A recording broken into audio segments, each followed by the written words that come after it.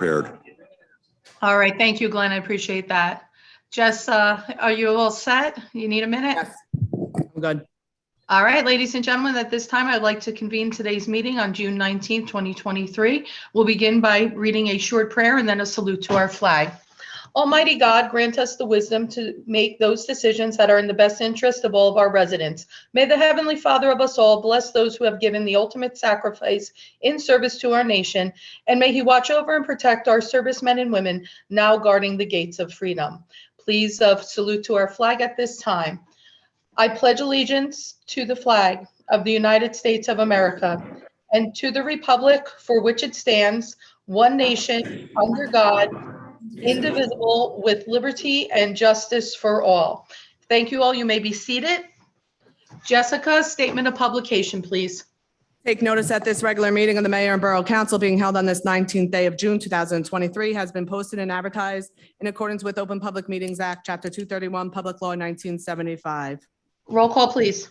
Councilpersons Balca. Here. Conti. Novak. Here. Noha. Here. Roberts. Here. Zabrowski.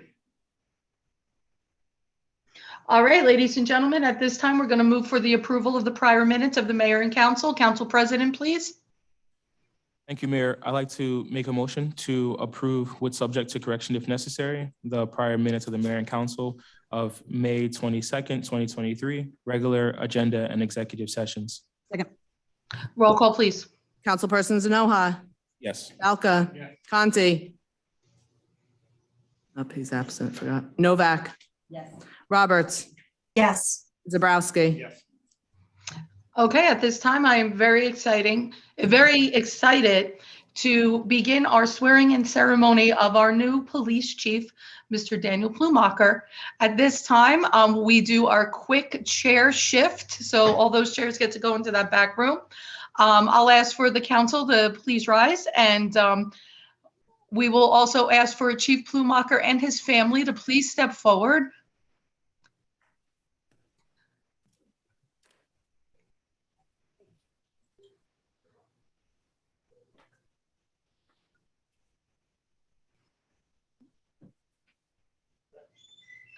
Thank you to our IT specialist for shifting that camera for me.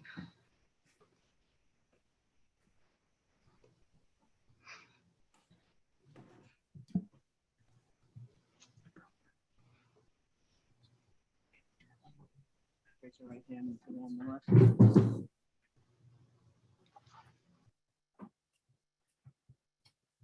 I state your name.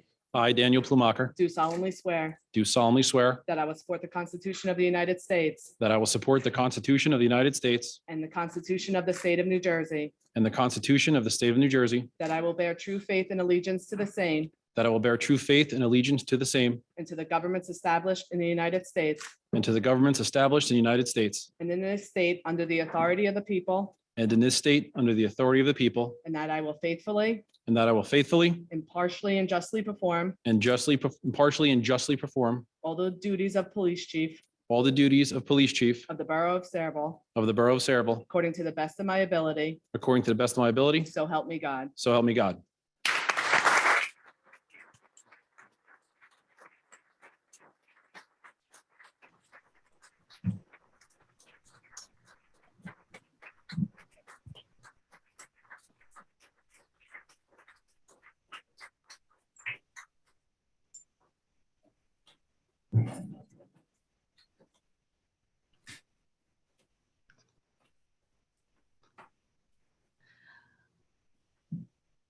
And of course, Dan, you know that next part, pictures and signature.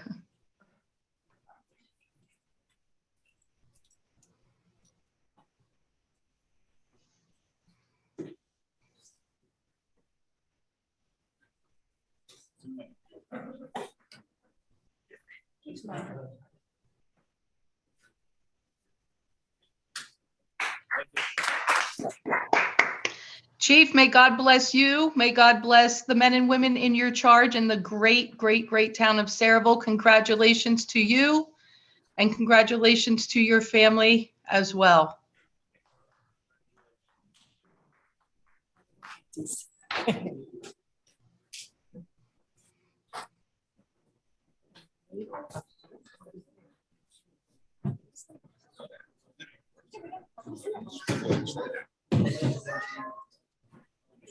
Always arrange in front of me.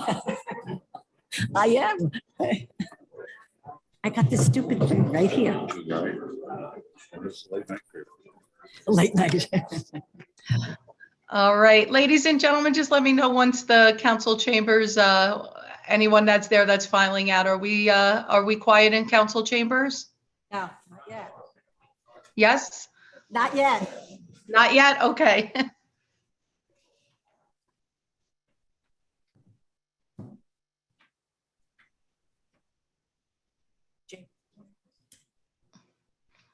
All right, are we okay now? We can move on with our next proclamation? Mayor, yeah, I think you're good. Okay, thank you, Glenn. At this time, we're going to move forward now with our Parks and Recreation Month proclamation. I will ask the council president if you would mind reading that on my behalf. Thank you, Madam Mayor.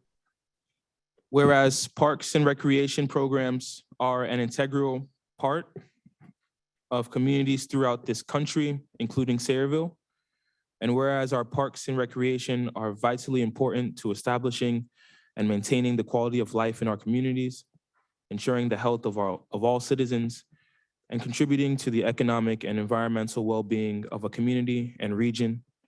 And whereas parks and recreation programs build healthy, active communities that aid in the prevention of chronic disease, provide therapeutic recreation services for those who are mentally or physically disabled, and also improve the mental and emotional health of all citizens. And whereas parks and recreation programs increase a community's economic prosperity through increased property values, expansion of local tax base, increased tourism, the attraction and retention of businesses, and crime reduction. And whereas parks and recreation areas are fundamental to the environmental well-being of our community. And whereas parks and natural recreation areas improve water quality, protect groundwater, prevent flooding, it improves the quality of the air we breathe, provide vegetation buffers to development, and produce habitat for wildlife. And whereas our parks and natural recreation areas ensure the ecological beauty of our community and provide a place for children and adults to connect with nature and recreate outdoors. And whereas the U.S. House of Representatives has designated July as Parks and Recreation Month, and whereas the Borough of Sayreville recognizes the benefits derived from parks and recreation resources. Now, therefore, I, Christian Anoha, Council President, on behalf of Victoria Kilpatrick, Mayor of Borough of Sayreville, do hereby designate the month of July 2023 as Parks and Recreation Month. In witness, I have caused this proclamation to be issued and the official seal of the borough duly affixed this 19th day of June 2023. I move the proclamation be approved on roll call vote. Is there a Second. second? Roll call, please. Councilpersons Novak, Yes. Balca, Yes. Anoha, Yes. Roberts, Yes. Zabrowski. Okay, thank you very much for that, Council President. I appreciate it. Moving forward, we're going to, I don't believe we have need for executive session. Is that correct? Correct. Thank you. At this time, we're going to move forward with old business. We have the public hearing on following ordinances. Jessica? And ordinance number 11-23, an ordinance of Borough of Sayreville authorizing the sale of certain lands in the Borough of Sayreville to be sold at private sale in accordance with NJSA 48:12-13B5. At this time, I'll open to the public for any and all comments regarding this ordinance and this ordinance only. If you have any comments, please raise your hand or step forward to the microphone. I do not see any comments for online. Is there anybody in person? No, Mayor. Okay, ladies and gentlemen, then I'll entertain a motion by Administration and Finance Committee. Councilman Balca, please. I move the public hearing be closed, the ordinance adopted on second and final reading and advertised according to law. Second. Roll call, please. Councilpersons Balca, Yes.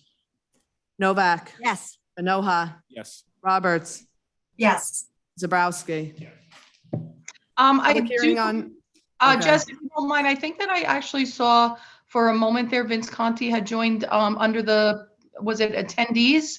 But Yeah, I'm I, waiting for confirmation from him to see if he's just listening or he's going to participate okay, understood. because he's at a graduation. Yeah, So- I wasn't gonna, I wasn't gonna say it, but yes, he's actually, I believe, celebrating eighth grade promotion for his son. So I would think he's probably just listening in. All right, ladies and gentlemen, ordinance number 12-23. Sorry, Jessica. That's okay. An ordinance of the Borough of Saraville, County of Middlesex, State of New Jersey, amending the Borough Code of the Borough of Saraville so as to amend Chapter 4 entitled Police Department. At this time, I'll open to the public for any of any and all comments relating to this ordinance. I see a hand raised. That would be Mr. Robinson. Thank you, Mayor. Jim Robinson, 11 Burrell Square in Carlin. I support this ordinance.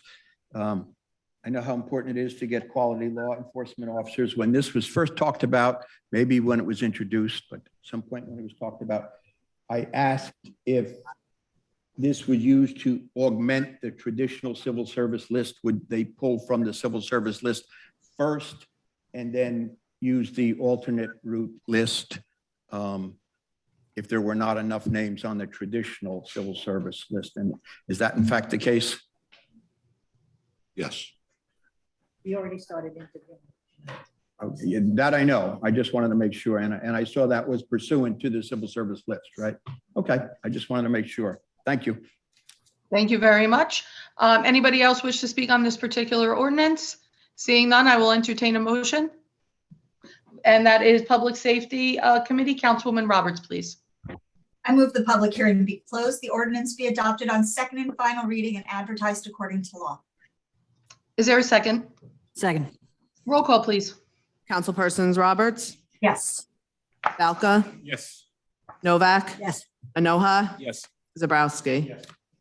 All right, ladies and gentlemen, at this time, I have several appointments I would wish to make at this time. First being our Sarah appointment. It would actually be a reappointment that I would like to put forward, and that is for Phyllis Bacco to serve the remaining term, to be placed in a new term, which would start, I believe, this month for your reorganization meeting. She had formerly been taking the place of Thomas Polando, and I believe that that seat is still open. Is there a motion and a second, please? Make a motion. Is there a second? Second. Roll call, please. Just hold on one second. Sure.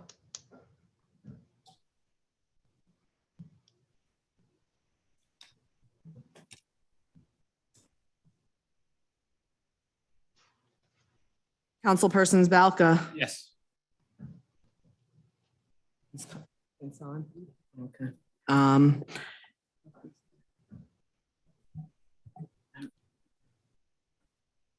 Conti? Vince, can you hear me? I don't see him on. No, all right, he went off. Novak? Conti is on again. Yeah, Jess, I heard you. I'm on now. I didn't hear what the motion was. I know the mayor was appointing somebody to Sarah, Yes, it was Phyllis Bacco. and this is for what? I know she's already on, Sarah. Is this for something in addition?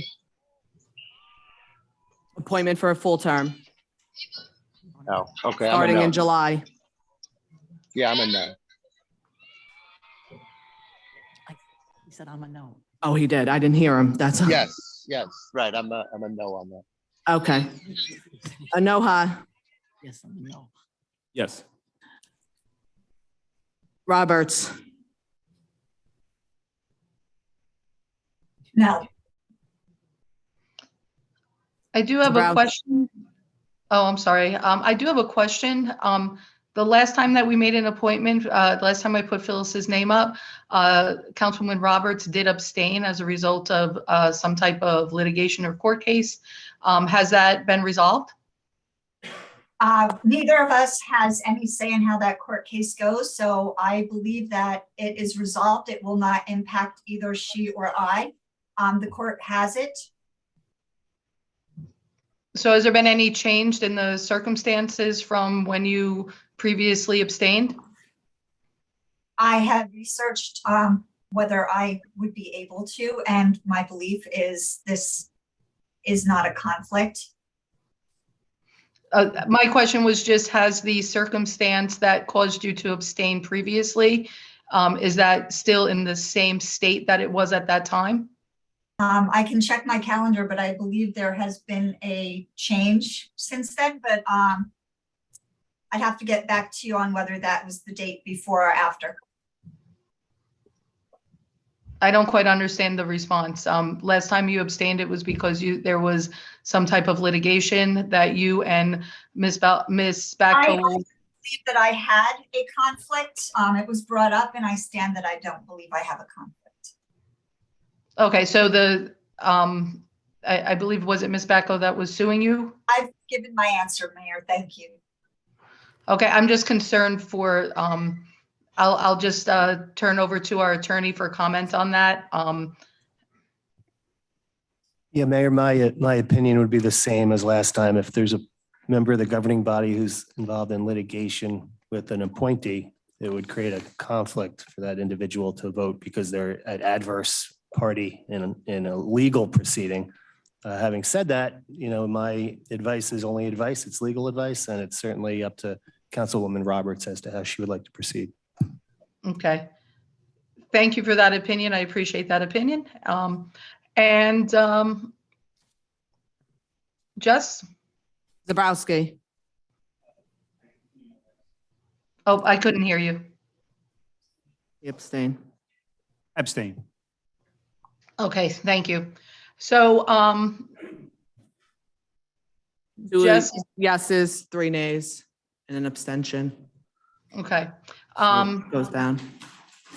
Okay, thank you. I suspected that, I actually did not suspect that Councilwoman Roberts was going to not abstain from that, but it does not surprise me that she was voted down. I have to say, in the very short amount of time, I think it was only 2 meetings that that Phyllis Bacco had served on the Cerebral Economic Redevelopment Agency, I was able to view at least a 17-minute long video.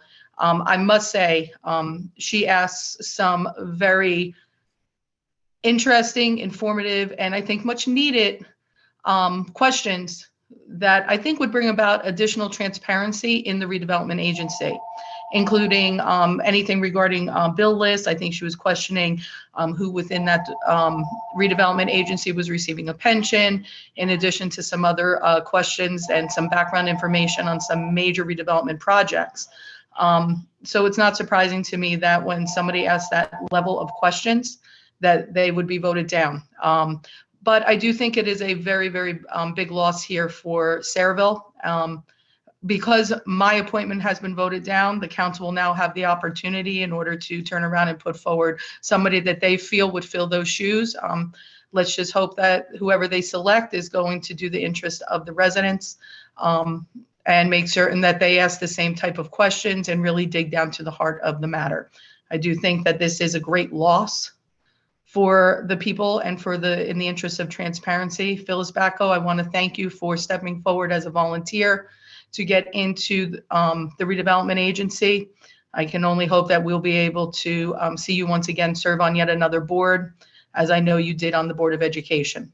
With that being said, I do believe there are 2 council seats, and I would like to put forth my opinions here. I would like to see Mr. Dan Balca serve as one of those council appointment seats. Do I have a motion and a second for that? I'd like to make a motion for Councilman Balca. Is there a second? Second. Okay, ladies and gentlemen, I have done this before with Councilman Balca, and I was unsuccessful. So he was actually voted down by his running mate. Let's see how this goes. Roll call, please. Councilperson Zanoha, Yes. Balca, Yes. Conti, So what are we doing? We're removing Novak and Roberts? Is that what we're doing, or one or the other? And This would be- replacing with Falca? This is actually, there's 2 seats up, so that would be to remove Councilwoman Novak. My next appointment would be then for the other seat. I would like to point Got out, it. these are not the mayor's appointments. These appointments are solely at the council makes these appointments. I'm not Mayor only made, makes the appointments to the other seats. Mary, I didn't make the appointment. As a matter of fact, I just gave my You just said opinion. you were making the appointments, Mayor. No, I just said I would make the recommendation, but as you know, their motion has to be made by the council, which I believe it was, and it was seconded by the council. Yeah, Um, okay, I'm a Use the no, word I'm a no on, I'm a no about that. Novak, No. Roberts, No. Zabrowski, I'm sorry, I couldn't hear you. No. Councilman Zabrowski, I couldn't hear you. Just for procedural purposes, because I wasn't here in January, were they appointed in January? Or what exactly is the? I tried to make the appointment in January and I was told that I could not. We were appointed last July. My original one was January because I was taking the unexpired term of the mayor. She was on Sarah prior to me. So my first term was 6 months. But after that, I've been appointed in July. So Chief, I'm sorry, again, Councilman Zabrowski, I did ask for the attorney's opinion on that, Sean. I'll defer to you with your opinion. I know that you did research on that because there was some questions on my behalf as well. It was my understanding that we had always made the appointments for Sarah in January because if we waited until that time, there were some individuals that might not actually be on the council and then they would have to have their seats filled. So I'll just ask the attorney to give his opinion on where we were. Yes, Mayor, I did prepare a memo, which I did circulate on that. And the answer is that the SIRA bylaws are absent with respect to when individuals shall be appointed to serve. So then we look at the statute, we look at the state law, and the state law says that a town like Sayreville should appoint in conformance to when their other appointments are regularly made. So if you look at when you appoint to the planning board, the board of adjustment, the prosecutor, the town attorney, you do those appointments in January. So then logically the SIRA appointments should be done in January. Now, if you wanted to change that, you certainly could do an ordinance where SIRA could adopt something. But absent any information along those lines, which there is no information, you would have to then fall back onto the statute. And the statute says you would appoint for the redevelopment agency when you do all your other appointments, which is January. So we would be reappointing again in January for the same position? So they'd be holding off for? We would either have to extend the current terms until January. We could do that, just extend everything until January. But the law also states that they will serve 5 years. And the things that they sign in your office, correct? In the January meeting, we were told that the re-elections were in June or July. Mhm. I don't, what is I it? think those were your words, actually, or in our January meeting. Not me. So These are council positions, so they serve yearly? Yeah. For yearly. So they would be up again in January, based on your. I mean, I would recommend either the governing body changes the date for appointment, which you can do through ordinance, or you should probably clarify it by doing an ordinance saying that SIRA shall be appointed in January, if that's what you want to do. If you want to make it July, do an ordinance appointing them in July. But as I said, the state law is clear on this. When I signed my paperwork, what does it say my term is? I don't think the council members do sign. Okay. The members do. I have a rather extensive legal opinion here, and I'd like to read it. Who's the legal opinion by?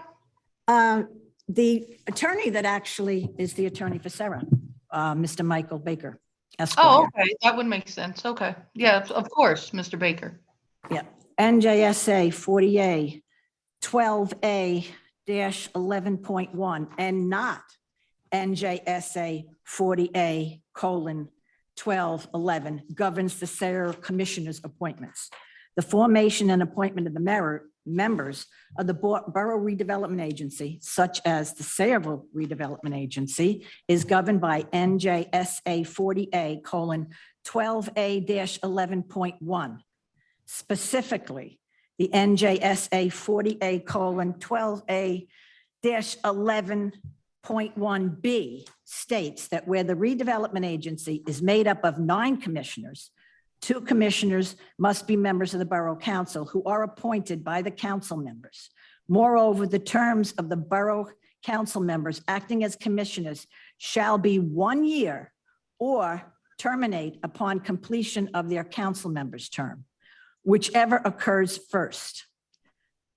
NJSA 40A:12A-11.1B further states that the borough ordinance for the appointment of the borough council members as several commissioners adopts the statutory requirements under NJSA 40A:12A-11.1B and requires that the sayable term expires whichever occurs first. Sayable NJSE 2-51.2, moreover, 12A-11.1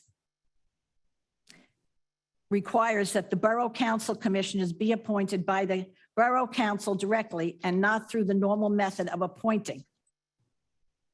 Okay, of note, NJSA 40A:12A-11 provides that the commissioners shall be appointed by the governing body in a manner generally required for appointments by their form of government under which the municipality is governed. You'll notice it says generally, not it shall. It's a generalization. However, we respectfully disagree that the NJSA 40:12A-11 applies to Sarah, which is ours is a 9-member redevelopment agency formed under NJSA 40A:12A-11.1. Specifically, NJSA 40A:12A-11 applies to the municipal redevelopment agencies with 7 commissioners. However, as noted, Sayreville has adopted the redevelopment agency described in NJSA 40A:12A-11.1B and operates the redevelopment agency with 9 members. Sayreville NJ Code 5-51.2, importantly, while the NJSA 40A:12A-11 requires that commissioners be appointed by the form of government under which the municipality is governed. NJSA 40A:12A-11.1 has no such requirements and instead distinguishes the terms of appointment of the borough council members, commissioners from the appointments of NJSA 40A:12A-11 by allowing direct appointment of council members with the term of the Borough Council Commission to be 1 year or terminate upon the completion of the council member's term of office, whichever occurs first. Under NJSA 40A:12A-11.1B. January appointments to Sarah violate several well-settled rules of statutory construction when reading NJSA 40A:12A-11.1B. Moreover, it is well-settled law of statutory construction that a statute ought upon the whole to be construed that if possible, no clause, sentence, or word should be superfluous, void, or insignificant. McLean versus New Jersey Public Broadcasting Authority. And then Apgar State of Sydney. These are all court cases respectively. If the statute were read to mean that the appointments must occur in January, then the specific statutory language or terminate upon completion of the council member's terms in office, whichever occurs first, would lose all of its meaning, because then the 1 year would automatically end with the council's term of office. Thus, under the general law of statutory construction, the statute cannot be read to mean that the appointment of commissioners must occur in January. Otherwise, the phrase "or terminate upon completion of the council members' terms of office, whichever occurs first," would be meaningless. Course of conduct and practice and agency reorganization. Both 40A-12A-11 and 11.1 do not specify the time of appointment. The bylaws of SERA required that the annual meeting and the reorganization meeting of Sarah take place in July. See Article 2 of the bylaws. Obviously, Sean, you missed that. Generally, governing body appointments are made shortly before an agency or board reorganizes, not 6 months in advance. Over the last 15 years that I have been Sarah, it has held its annual reorganization meeting in July and has welcomed and sworn into office all new commissioners who were appointed by the Borough Council in June of each year. Excuse me. To the best of my recollection, this has also been the practice, timing, and appointment of council members to Sarah.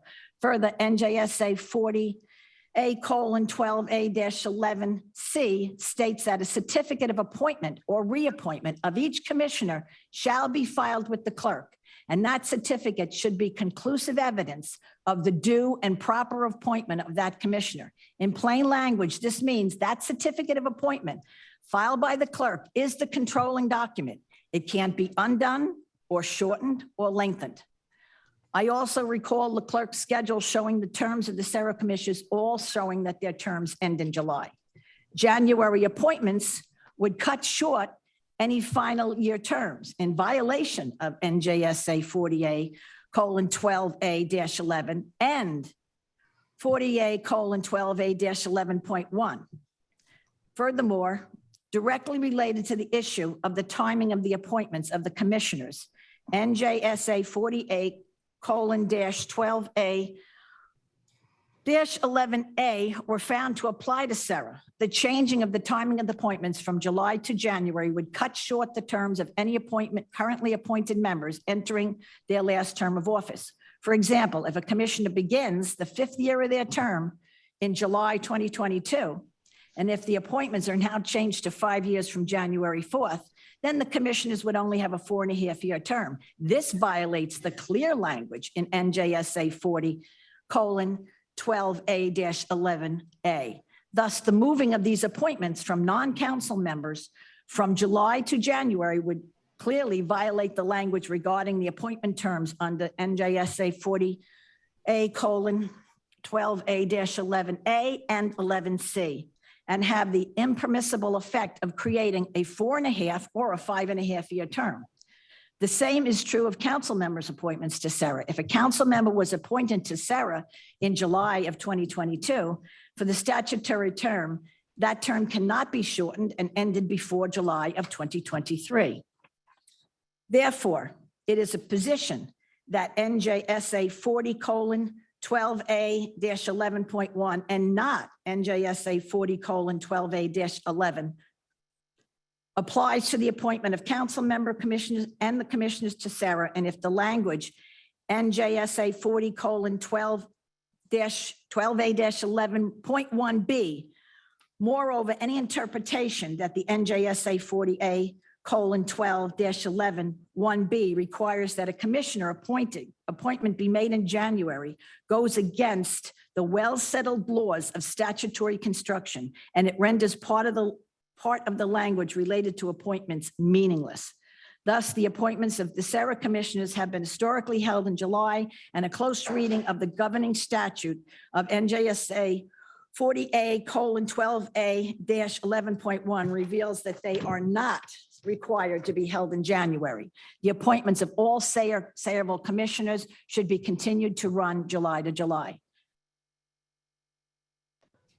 Okay, so that's Mr. Michael Baker, the attorney for the redevelopment agency's opinion of the law. Needless to say, I'm sorry, what month is this? This is June 19th, correct, Mayor? Yes. Correct, Mary?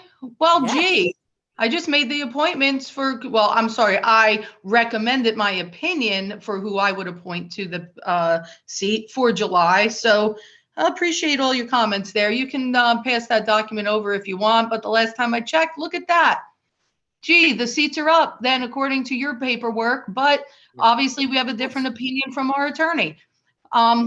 Interesting. The redevelopment agency still needs to be investigated. I'll actually read a lovely email that I received. Quite interesting, actually, in regards to a pilot to one of the redevelopment agencies from the owner of that particular building. Well, maybe I should hold off on that because I think I'm going to need to send it to an attorney because apparently there was some kind of an agreement. Did we have some kind of an agreement with a pilot agreement for Club Pure already? Did we vote on anything with that, Glenn? No, we're still in negotiations with that developer. We have not yet in a position to bring it before the council for a vote. Really? Okay, make sure, Voted to Sean, that send I it- to send let you you do over this, right? email that excuse me, make sure I send you over the email from the owner of that particular property. I think we're gonna need to have an investigation. Moving on, so I'll just turn around and say that my next recommendation for the redevelopment agency from a council Wait, person. no, wait. We're still in a roll call. Oh, I'm sorry, I thought we had finished that already. I think it's up to me. I appreciate that. I appreciate, Mary, your lengthy review from the attorney from Sarah. I would defer to our attorney, our borough attorney, on his recommendation that we really look at the fact that our appointment should be in January, and I think we should move forward in doing that. Having said that, I am going to vote no, however, because I think we're at the halfway point of the year, and those that are there should be held over until January of such time that we can make our appointments appropriately. So they should serve I'm saying that they've already been held over and they should continue to be held over to the end of the year, at which point in January, we'll make appointments as appropriately required. Actually, I think that those, Chief, I am so sorry. Councilman Zabrowski, it's gonna take me a long time to stop saying that. I apologize. Actually, I believe that those appointments should have been done this past January, because that would have been that year's time. But that's kind of one of the reasons why I had asked for the opinion. You know, you guys can move forward with you. Right now, if we were to extend these positions until January, you would be extending them, I believe, for, over the year's time. Does that make sense? I appreciate the explanation, but we're at this stage where, first of all, I wasn't here in January. I don't really know exactly what transpired, but I do know that I'm in June now, and there has been holdovers. My suggestion is to allow them to hold over, but I do think we need to have an overhaul and look at the appointments for Sarah starting in January. Okay. So there is one additional seat that is up for, based on the opinions of even Mr. Baker, because we're in June and their reorganization would be July, the next meeting, I believe. So at this point, and I suspect that this will fail, but I'm going to make the recommendation and see if I can get a motion in a second. You know, maybe surprisingly, I actually was going to, I thought that our newest councilperson, Councilman Zabrowski, would serve excellently in that position. I also thought it would give him an opportunity to really understand and see what was going on.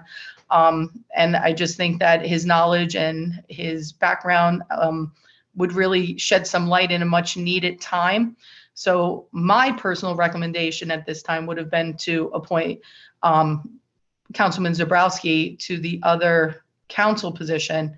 If there is You're making an appointment. I You just said I'm making an appointment. Mary, I'm saying I can't make an appointment, and you know But that. you just said that. Please Oh, correct your Mary, language. I am not. I said Okay. 50 You know what? times my recommendation would be. My recommendation. Okay. Mary, Thank you know, Thank you for your recommendation, Mayor. I am going. Appointment If of somebody Donna motions in Roberts. second, why are you cutting me off, Mary? Please, Because just it's let the me council go. appointments and I just made a motion to appoint Donna Roberts. My God, this is so juvenile, Mary. Let the motion fail. And then make your appointment to Donna Roberts, which you know is going to pass. My God. I mean, does anybody, to turn around and jump over somebody when you already know what the outcome is going to be is quite frankly ridiculous. All I'm trying to do is bring transparency to an agency that literally is riddled with a disaster. A disaster. We need an investigation. There's only one person that put in for that investigation. You have pilot agreements. I got a letter here from an owner saying that this was already discussed. I mean, I can't anymore, and it's to the detriment of our town. Mary, you know I'm not running for re-election. Let's just see where the people fall. Mayor, Does anyone want this a motion for pilot, Mayor this Zabrowski? pilot, Mary, excuse me, please. Excuse me, Please. this No, pilot point of was order. This is discussed. my meeting, This Mary. pilot was discussed with. Are we going to turn The around and record have Ma'am, this do an point of order. adjournment? She already said point of order. It's I our mean, meeting to I still said preside, point of order Councilwoman, all 5 right? times, Mary. So- Stop talking over me. Let's deal with the Mayor, issue that's here. I'm trying to My get some clarity in recommendation this. we're in It the was appointment. voted on, it was All voted right, on we're at gonna have these to have a council call. chambers, I'm gonna Mayor. call for an Councilwoman adjournment Novak. for Mayor, it Councilwoman was recess voted on until at she this council understands how chambers agendas work. that I'm calling for a recess Mayor. at this point. Mayor, Calling for a we recess. voted on it in these council chambers to let the business administrator work on a Mary. pilot for Pure. We voted here. Attorney, Voted on it. The Listen council to me. did. I guess you forgot. No, Mary, that's not what this letter says, okay? But thank you. My God, can we please move forward with the agenda? Okay? Love it. God, Mary, I've never seen someone protest so much. It really comes off like there's something to hide, Mary. We Mayor, listened to your entire. I have nothing to hide, Mayor. Oh, my God. I have He's nothing to still hide. going. I have nothing to hide. Nor do I, Mary. Mary, every time I try to speak, you cut me off. There's a point of order to these meetings. We're in the appointment phase. I made a recommendation. You didn't like the recommendation, so you hurried up and turned around and started to yell, I want Donna Roberts. I made my personal opinion. And I asked if there was anyone from the council that would motion that. Was there anyone from the council that would motion for Councilman Zabrowski? If not, then make all the motions you want, Mayor. I'll make a motion. Recommendation? We have a motion coming up right here. Fabulous.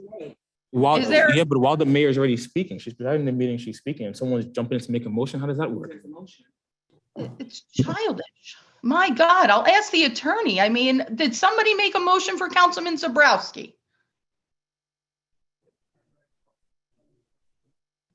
Motion on the table right now for Councilwoman Roberts. I'm asking the attorney when it came, listen, I just want things to be legitimate. I'm in the middle of speaking. I was in the middle of asking if anyone from the council would be so bold to make that motion. And Councilwoman Novak yells over top of me because she wants her motion to go first because she suspects that it's going to pass. I mean, God, I would rather the motion just fail so people can see what's really happening here. Well, I think technically the motion for Roberts was made first. However, the mayor had announced she was about to make a motion, and then another member of the governing body did. No, she can't. I know, she asked for a motion. She asked for a motion. So, I think What's the motion? She was in the middle of speaking. she was asking for a motion for the councilman to be appointed to Sierra, and then she was cut off. So I think in the interest of fairness, you should let the mayor continue her request for the motion. That's all I'm asking. I mean, is there a motion for Councilman Zabrowski? That would be my recommendation for the reasons I put forth. I'll make a motion. Second. Roll call, please. Balca, Yes. Conti, No, Novak, No. Anoha, Yes. Roberts, And for the same reasons that Councilman Zambrowski had voted no previously, I think I will stand with that and any others that come up. So, John, I respect you and think you would be wonderful in that position. But based on your logic, I'm going to agree with you and vote no. Zabrowski, I'm going to abstain. I think it'd be silly for me to vote for myself. Okay, there you go, Mayor. It fails. Now make your motion. There you go. I think we could probably move on from this at this point. That would be my recommendation. Well, what are we going to do regarding the council position that is due? That's up.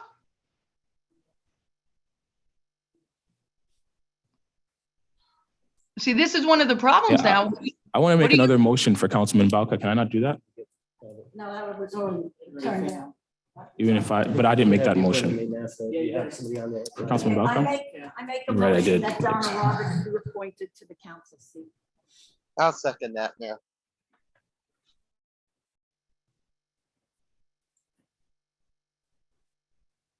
Councilpersons Novak, Yes. Balca, No. Conti, Yes. Manoha. No. Roberts, So we're at 2 and 2. If we go through this and have no one from the council elected to Sarah today, our next opportunity will be at the July meeting. Will be after the July reorganization meeting of Sarah. when's their meeting? Uh,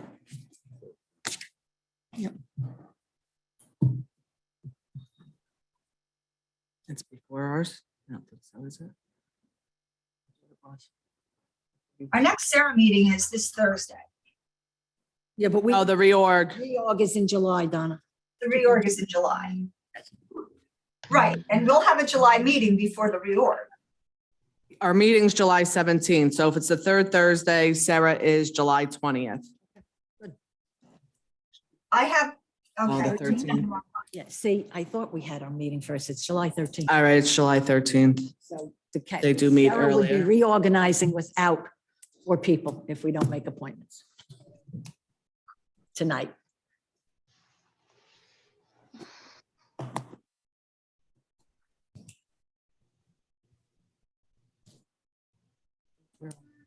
Now, wait a second.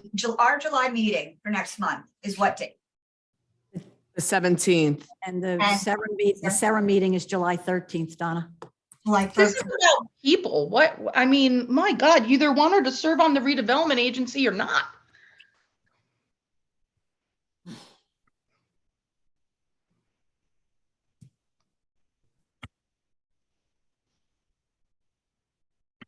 I'm gonna take a yes.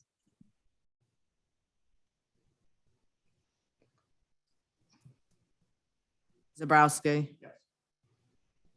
Now I Yes, you said. I make a motion to appoint me to Sarah. I'll second that.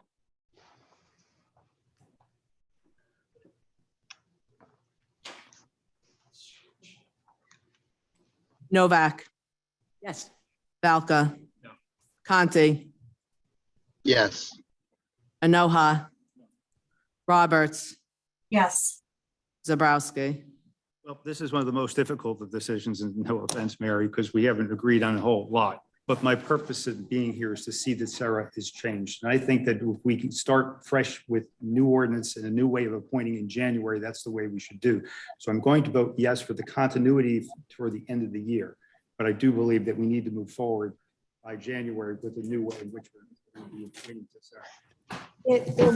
There was a recommendation, if you'd like me to finish reading this. This isn't law. This is just a recommendation from Mr. Baker, but I just don't know how this works. It says, however, the above notwithstanding, even if this matter were brought to the court and if a judge were to interpret the appointment should run from January to December, there is no present practical effect on Sarah composition. Neither the 1-year nor the 4-year statutory appointments can be shortened or lengthened. Current council members will expire in July, and their appointment of the commissioner of Diadio and Balker, even if the council wanted to, I'm not sure how council could switch over to January appointments, given the 1 and the 5-year statutory things. It's the only solution I could think of would be to extend the current members' appointments to Sarah until the end of the year and then get back on a January to December cycle. But this runs afoul of the term requirements. So Wait, the attorney's opinion is to turn around and ignore the statute that you just read and now make the appointments in No. January? no, he said, if, it runs afoul of the term, Well, you can wonderful. extend You it, have can put it short, but it runs afoul of the term.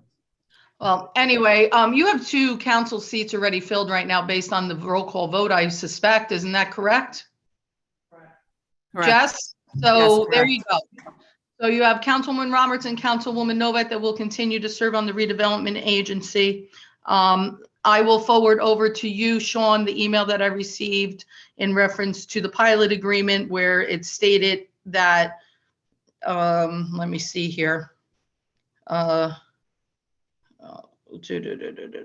on a second. The concerning statements that I have here is upon speaking with the purchasers this week, they were very clear that they already increased their pilot payments from 10% to 12%, which is what the town asked for when it was agreed upon. And that they were at the limit where they consider the project worth the investment. Now, last time I just asked you, Glenn, did we vote here on a pilot agreement for Club Pure? Did we vote here on a 12% pilot agreement for Club Pure? Mayor, to the best of my knowledge, we have taken no action on the pilot. It has not been brought before the council for action, and no pilot can be approved or disproved without action of this body. I am not yet concluded with negotiations, so we're not yet in a position to bring it to the council for consideration. All right, so I'm going to forward this over to Sean. Sean, I'm going to need you to do some investigation or at least some looking into this, and then hopefully we'll be able to get a investigator into the happenings of the redevelopment agency in reference to this and many other things. So, you know, very concerning. This is very, very concerning, ladies and gentlemen, and that's why a change needs to happen on the redevelopment agency. But it is what it is. All right, so let's move forward. Mayor, could I just say one thing? Of course. And I agree with part of the substance of what Mary was saying in her memo, or the attorney. But I think if you're going to go forward and appoint somebody, I agree. You can't cut short the statutory period of a year or the 4-year appointment. So if you're going to appoint somebody, it would have to be for more than a year. So if you're going to start in July and appoint somebody in July, you can't just give them a 6-month term. It would have to be until the following January, a year and a half. So if you want to revamp it, one of the members of the governing body just said, can we authorize me to do an ordinance, to prepare an ordinance for you to consider, which would essentially codify what your wish is, whether it be in July or January, whichever way you want to appoint people to that body. It's what's the will of the council. I don't get to make any decisions here unless there is a tie. So it's at the discretion of the council what they want to do. But it seems like if Sarah still creates their own documents of governance on this, it would supersede any ordinance we pass. Is that not correct? You can't, your ordinance can't supersede state law, but you certainly can change. No, but it seems like that's what, Councilman Novak is claiming that their attorney is saying, right? I disagree with the attorney. Or Councilman Novak, is that not what you're saying? Right? That this, even if we pass an ordinance, it'd only be relevant because Sarah doesn't have current documentation yet on this. I don't understand exactly what Right, so what I said was that it says generally, it doesn't say shall, when it says generally. It's a generalized statement. And also in the mic. Sorry, thank you. It's a generalized statement. It's not these shall meet, all appointments should take place, in a specific time frame. It says generally it goes this way. That's the state doc. That's the state. That's the state law. Right. And the bylaws say that everybody shall be reappointed and the reorganization shall take place in July. That's what the bylaws of our Sarah say. I'm going to make a motion that the borough attorney be authorized to create an ordinance for the appointment of Sarah members with the term of the January through December, just as the other appointments are made. I'll give you a second. I'll second that. Administrative function, but you're going to vote on it, so I'll prepare it, and then if somebody doesn't want to vote for it, so I'll prepare that for John. And did we just appoint these two people for 6 months? What did we do? Because we just took a vote to reappoint us, Donna and I. The vote was taken, motion second, and a vote was taken. Were we appointed for 6 months or 1 year? What you've always done, Mayor. This is what you guys wanted. Mayor, now, I'm asking the attorney. So it's going to be a year. And then it can be extended to a year and a half. I mean, once we get, so if we change the ordinance to have appointments made in January and you were just appointed in July, you wouldn't be affected by it. Right. All right. So wait a minute. The appointments that were just made now would have been made under our previous practice and the way that you've always done things, Mayor, according to what you had said. I'm not arguing this. I'm not arguing it, Mayor. Oh, no, but your question was, how long is I your just term? questioned exactly how this ordinance was going to affect the appointments that were just made. Were they 6 months or a year? No, but I'm just saying, hold them over until January. Well, what about the other two people? We have two people that went Just out to in this July. January 2024. No, you want to give them a year. We were just appointed to a And they year were just term. voted on. Voted. So that votes. But what about the other two? They'll stay until January till we do this ordinance? Do we have to make a motion for that? I can't hear what's being said. The Councilwoman Novak was saying there's two other people and they can just serve in a holdover capacity until we restructure the reappointment of the CIRA board. What two other people? No. No, Diadio and Bacco. Wait a minute. Diadio has put in, wait, is his term up? Yes. Brother and sister's term are up. Okay, we either can or we can't. I mean, this is why I'm asking. so the question is their term is up. They would have to be, yeah. So if their term is up, they would not be holdovers. You're right. They would not be holdovers. We would be short two people from now until January. Yeah, unless you want to make appointments. We can't only make, they would have to, then would be into the 5-year term thing. Yeah, I mean, I'm gonna have to look at the bylaws, but there's got to be a mechanism to fill vacancies. Because if they want to change it to January of each year, if we appoint them now under the current way, it'd be a 5-year appointment.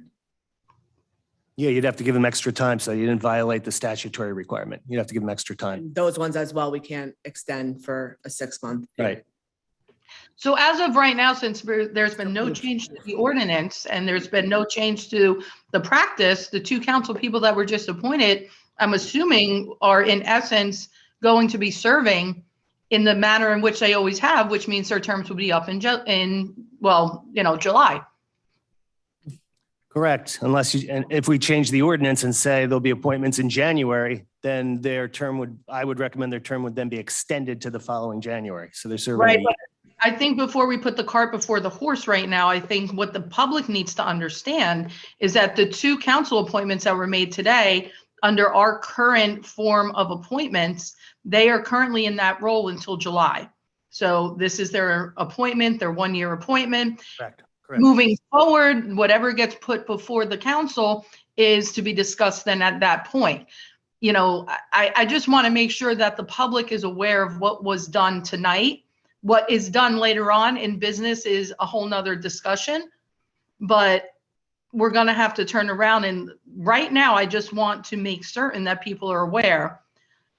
Councilwoman Novak, she made a motion to appoint herself and it was seconded by Donna Roberts. She is now going to serve on the redevelopment agency under our current form from July till July, this July till the following July. And Councilwoman Roberts, which I believe Councilwoman Novak, you were the one that motioned for her. Yes, ma'am. Yes, she would be serving also from July to July. Then Councilman Zabrowski made a motion and there was a second. Was there a formal vote on that ordinance to have the attorney begin drafting an ordinance to be before the council to extend those terms to January? You don't need the vote, Mayor. I'm going to prepare it. And if certain members want to vote yes or no or abstain, they have the right to do that. Okay, that's fine. So that's where we are right now. Okay, we can move forward then with the remainder of the agenda, I think, at this point. Oh, did I mention that I would like to appoint Ken Kreismer to the mayor's designee on the Housing Authority? He was currently, I believe, in that position. He was voted down for a regular member. Yeah, he's still.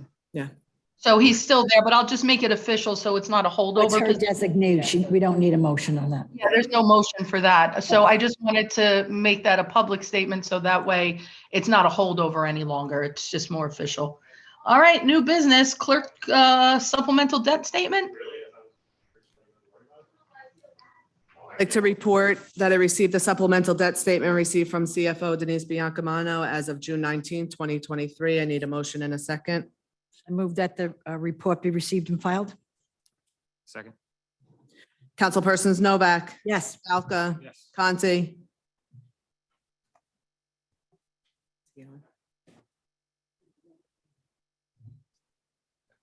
Jess, did you call me? Yes, a vote Yeah, I'm a on yes. Yeah, I'm a receiving yes. the supplemental debt statement. Yes. Anoha, Roberts, Yes. Zabrowski. Yes. Introduction of the following ordinance, ordinance number 13-23, an ordinance supplementing and amending ordinance number 437-19, fixing the salaries of certain borough officials, officers, and employees for the year 2022.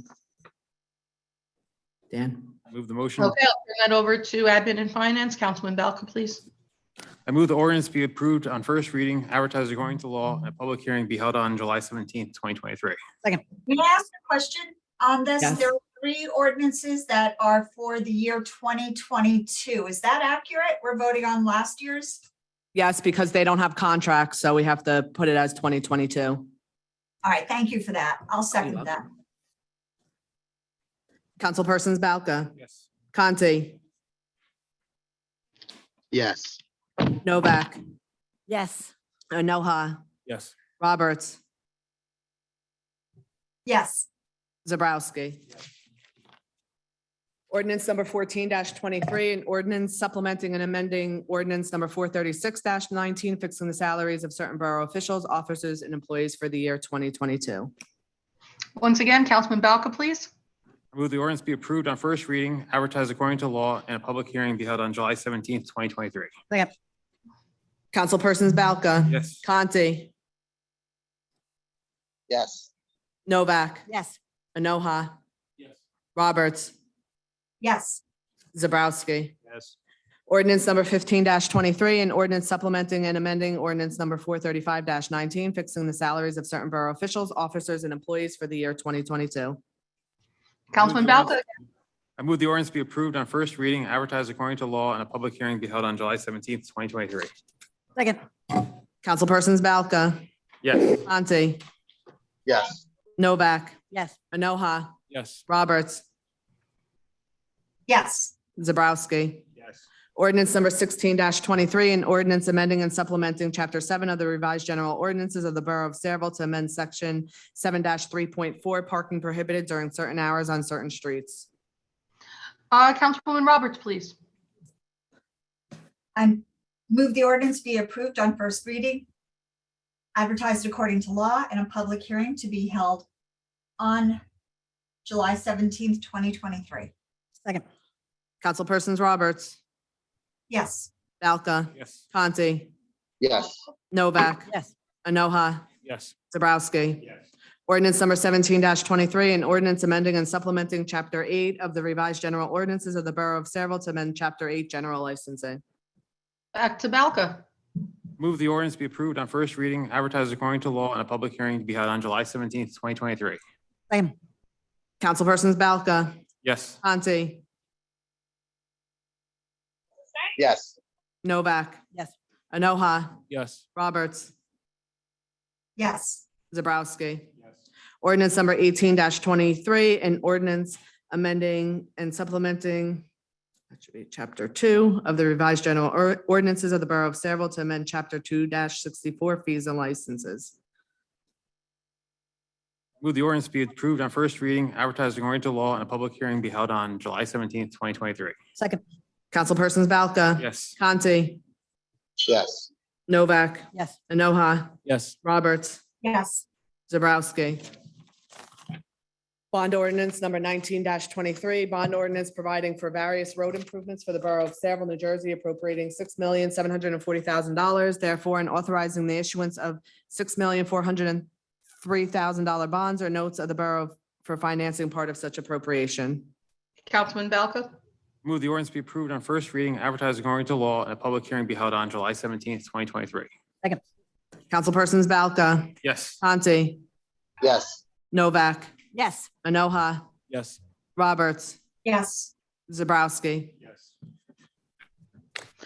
Okay, at this time, I will open up to the public for any and all comments regarding consent agenda resolutions, only not including those to be read in full. If you have any comments or questions about the consent agenda resolutions, please step forward or raise your hand. None here, and I don't see any online. Okay, I will entertain a motion to close the public portion and accept the resolutions. So moved. Is there a second? Councilpersons Novak, Yes. Valka, I'm going to vote no on 2023-151, yes on all others. Conti, Yes. Enoha, Yes. Roberts,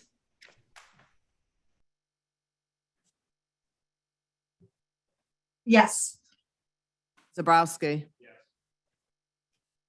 Okay, resolution 2023-189, a resolution amending and supplementing resolution 2023-62, accepting the Safe and Secure Communities Grant number 23-1219 with the State of New Jersey Federal Grant Program administered by the Department of Law and Public Safety for the period of June 1st, 2023 to May 31st, 2024. Whereas the Borough of Sayreville previously passed resolution 2023-62, accepting the Safe and Secure Communities Grant 23-1219 with the State of New Jersey Federal Grant Program administered by the Department of Law and Public Safety for the period of June 1st, 2023 through May 31st, 2024. And whereas Resolution 2023-62 contains certain errors and omissions that must be rectified in order to effectuate the borough's desire to proceed with the borough's grant application and acceptance of said grant funds. And whereas specifically Resolution number 2023-62 lists the incorrect grant program number and grant amount. And whereas the mayor and council of the Borough of Sayreville does hereby approve the acceptance of funding in amount of $32,400 with a match equal to the officer's fringe benefits for a project under the State of New Jersey known as Safe and Secure Communities Grant Program number 23-1219 for the period of June 1st, 2023 to May 31st, 2024. And whereas the project is a joint effort between the Department of Law and Public Safety and the Borough of Sayreville for the purposes described in the application. Now therefore it be resolved, the Sayreville Borough Mayor and Borough Council, that as a matter of public policy, the Borough of Sayreville wishes to participate to the fullest extent possible with the Department of Law and Public Safety. The Attorney General will receive any funds on behalf of the applicant. The Department of Law and Public Safety shall be responsible for the receipt and review of the applications for said funds. The Department of Law and Public Safety shall initiate allocations to each applicant as authorized. Be it further resolved that all borough officials, including but not limited to the mayor, the borough administrator, and the municipal clerk, are hereby authorized and directed to take such ministerial actions as are necessary to effectuate the provisions of this resolution. At this point, I'll open to the public for any and all comments regarding this resolution. Please step forward or raise your hand. I see none online. Anybody in, oh, I have one. Alexa, you're in the public portion. Do you have a question regarding this resolution? Hold on. Put her hand down there.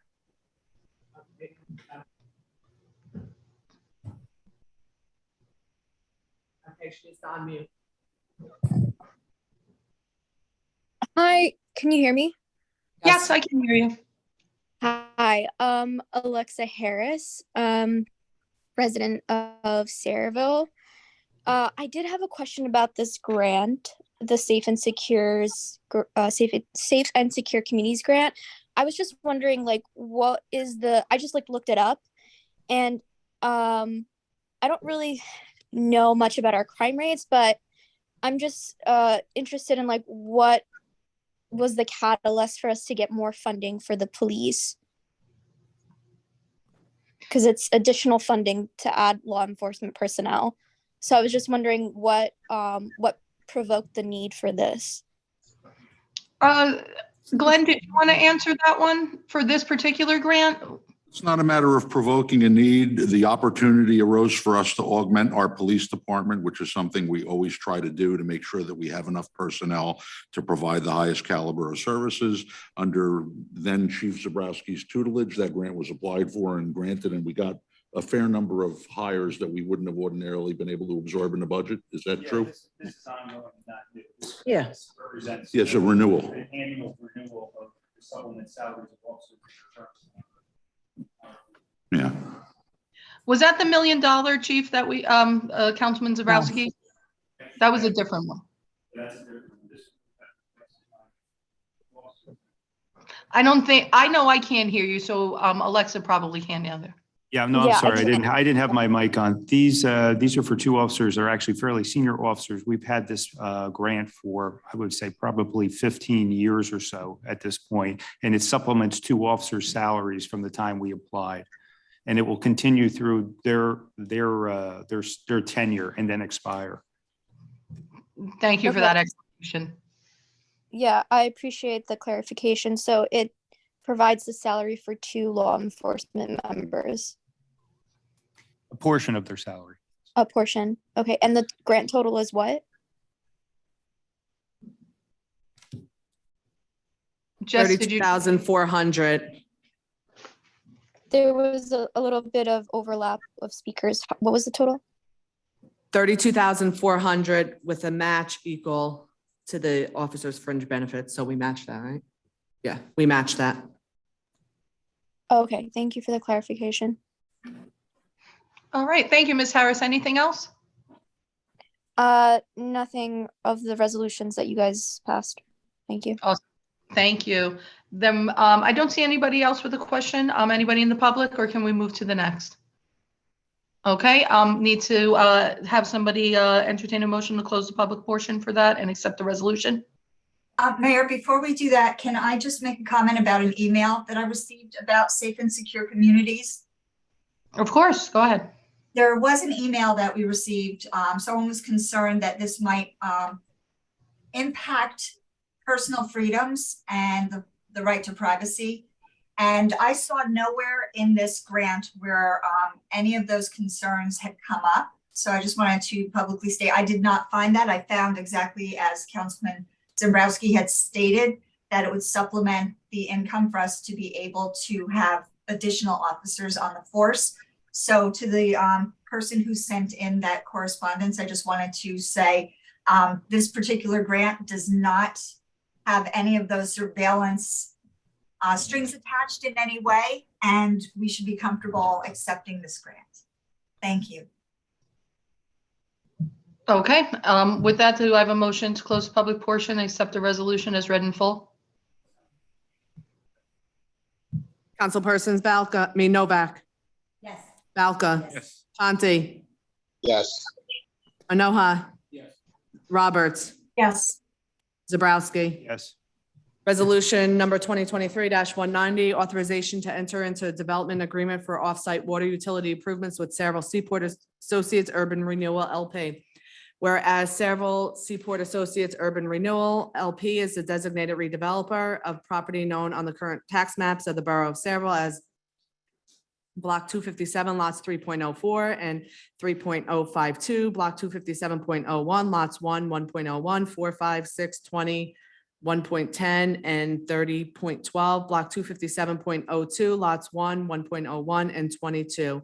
And whereas SSA and the Saraville Economic and Redevelopment Agency entered into a master redevelopment agreement as amended and restated as of June 10th, 2021 for the construction of a mixed-use development as defined in the redevelopment plan as amended on the property. And whereas the Borough of Saraville required the expansion of the capacity of municipal water system to accommodate the anticipated increase in demand for water services resulting from the redevelopment of project, along with other planning development projects as indicated by Sarah Resolutions 2010-191 and 2010-192.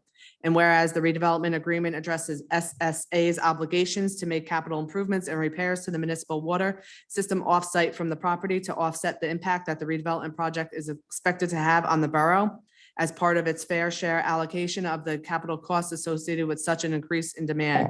And whereas SSA in concert with the borough has identified necessary improvements that will require construction of certain water utility improvements within the borough that will ultimately be dedicated to the borough.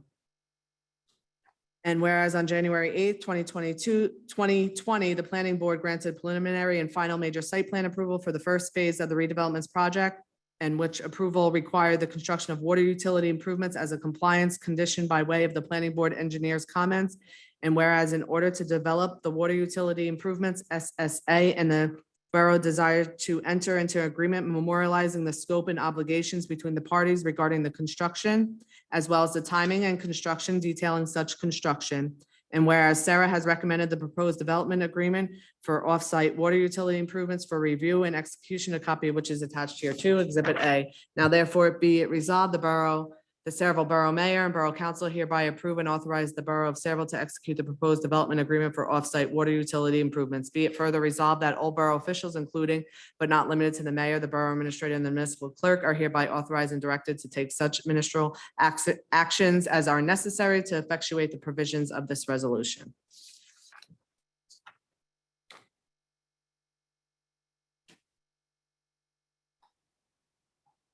You there, Vicky? I apologize, I was on mute. At this point, I'll open to the public for any and all comments regarding this resolution and this resolution only. I see none online. Anybody coming forward? All right. Seeing none, then I will entertain a motion to close the public portion and accept the resolution as read in full. Excuse me. So moved. Second. Roll call, please. Councilpersons Novak, Yes. Balca, Yes. Conti, Yes. Noha, Yes. Roberts, Yes. Bobrowski. Yes. Okay, at this point, ladies and gentlemen, I'll need a motion to accept the correspondence received by the Borough Council, by the Borough Clerk. Make a motion to receive and file the correspondence is listed under the agenda under A, B, 1, 2, 3, 4, 5, C, D, and E. Is there a second? Councilpersons Novak, Yes. Balca, Yes. Conti, Yes. Noha, Yes. Roberts, Yes. Zabrowski. Yes. Okay, at this time, we're going to move forward with the mayor and council report, starting with administration and finance. Councilman Balca. Thank you, Mayor.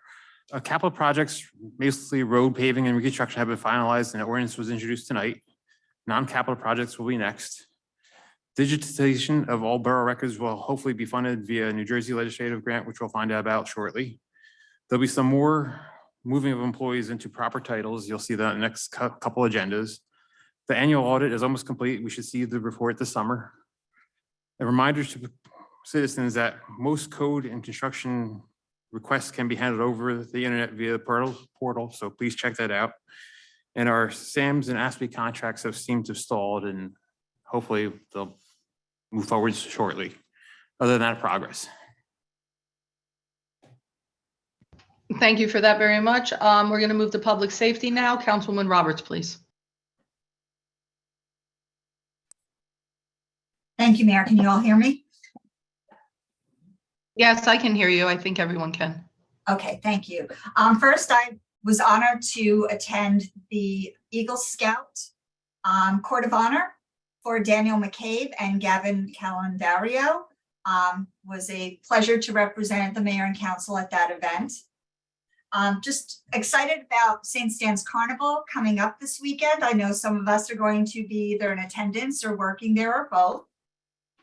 And I do want to let everyone know, June 25th at 2 o'clock, there's at the sports complex, we have a group of people who are providing American flags all around the town, so they'll be there. Something about our firing range, the lead remediation has been completed, and we should get a full report on that next month. I do want to read some updates from our police department on some of the great things that they've been doing lately. On Friday, June 9th, members of the Saraville Police Department participated in the 40th anniversary of the New Jersey Law Enforcement Torch Run. The annual Law Enforcement Torch Run for Special Olympics New Jersey features more than 3,000 officers taking to the streets of their local communities, split up into 26 separate legs, who run to raise awareness for Special Olympics New Jersey. The annual Torch Run preceded the Special Olympics New Jersey Summer Games, which took place in the College of New Jersey campus from June 9th through 11th. We had 2 officers run this year and another who was part of the Torch Run escort in a marked Saraville police vehicle, which picked up runners in Berkeley Township and continued escorting all the way to Perth Amboy. Also taking place on Friday, June 9th, the Night to Remember Saraville Senior Prom 2023 program was a success. 3 deserving students who otherwise could not go to prom were selected to have their prom expenses covered. The selected students had an amazing experience over these past couple of months, from choosing their prom dress, shoes, hair, makeup, and nails. Officer Christina Burt of the Patrol Division, who is the creator of this program, along with several of our female officers, participated in making this experience a memorable event. Our PBA Local 98, as well as some local businesses, sponsored this program. On June 7th, we were at the Middlesex County Fire Academy running our free civil service entry test prep course. The class is designed to prepare candidates who are taking up upcoming civil service tests to become a police applicant. We were very pleased so many of our residents signed up and took advantage of this program. Individuals who sign up for such test prep on their own would be charged between $400 and $500. We were able to pay for ESPOS test prep out of donated funds from our PBA Local 98. These donations were collected from our officers who chose to participate in a no shave campaign, which ran from December through March. The next generation of several police officers are off to a great start. And finally, our de-escalation training simulator has arrived and been installed. The simulation training system provides critical incident training, de-escalation training, decision support training, traditional tactical judgment training, and firearms proficiency training. But the focus isn't just on shooting skills, as using force won't always be the right choice. Instead, simulator scenario-based police training requires our officers to choose the appropriate tactic, whether or not that requires the use of a weapon. While marksmanship will always be part of the utmost importance, a police officer's split-second decision-making ability is often more crucial in maintaining public safety and effectively de-escalating the situation. The simulator operators are being trained by the company over the next few weeks. Aside from our officers using the training, we plan on incorporating in our adult police academy, chaplain program, governing body, and other appropriate venues to give those outside of law enforcement a glimpse of the split-second decisions officers have to make. So a lot of great things coming out of the police department. I do want to mention our fire prevention had been called on 86 fire department incidents this past month in May.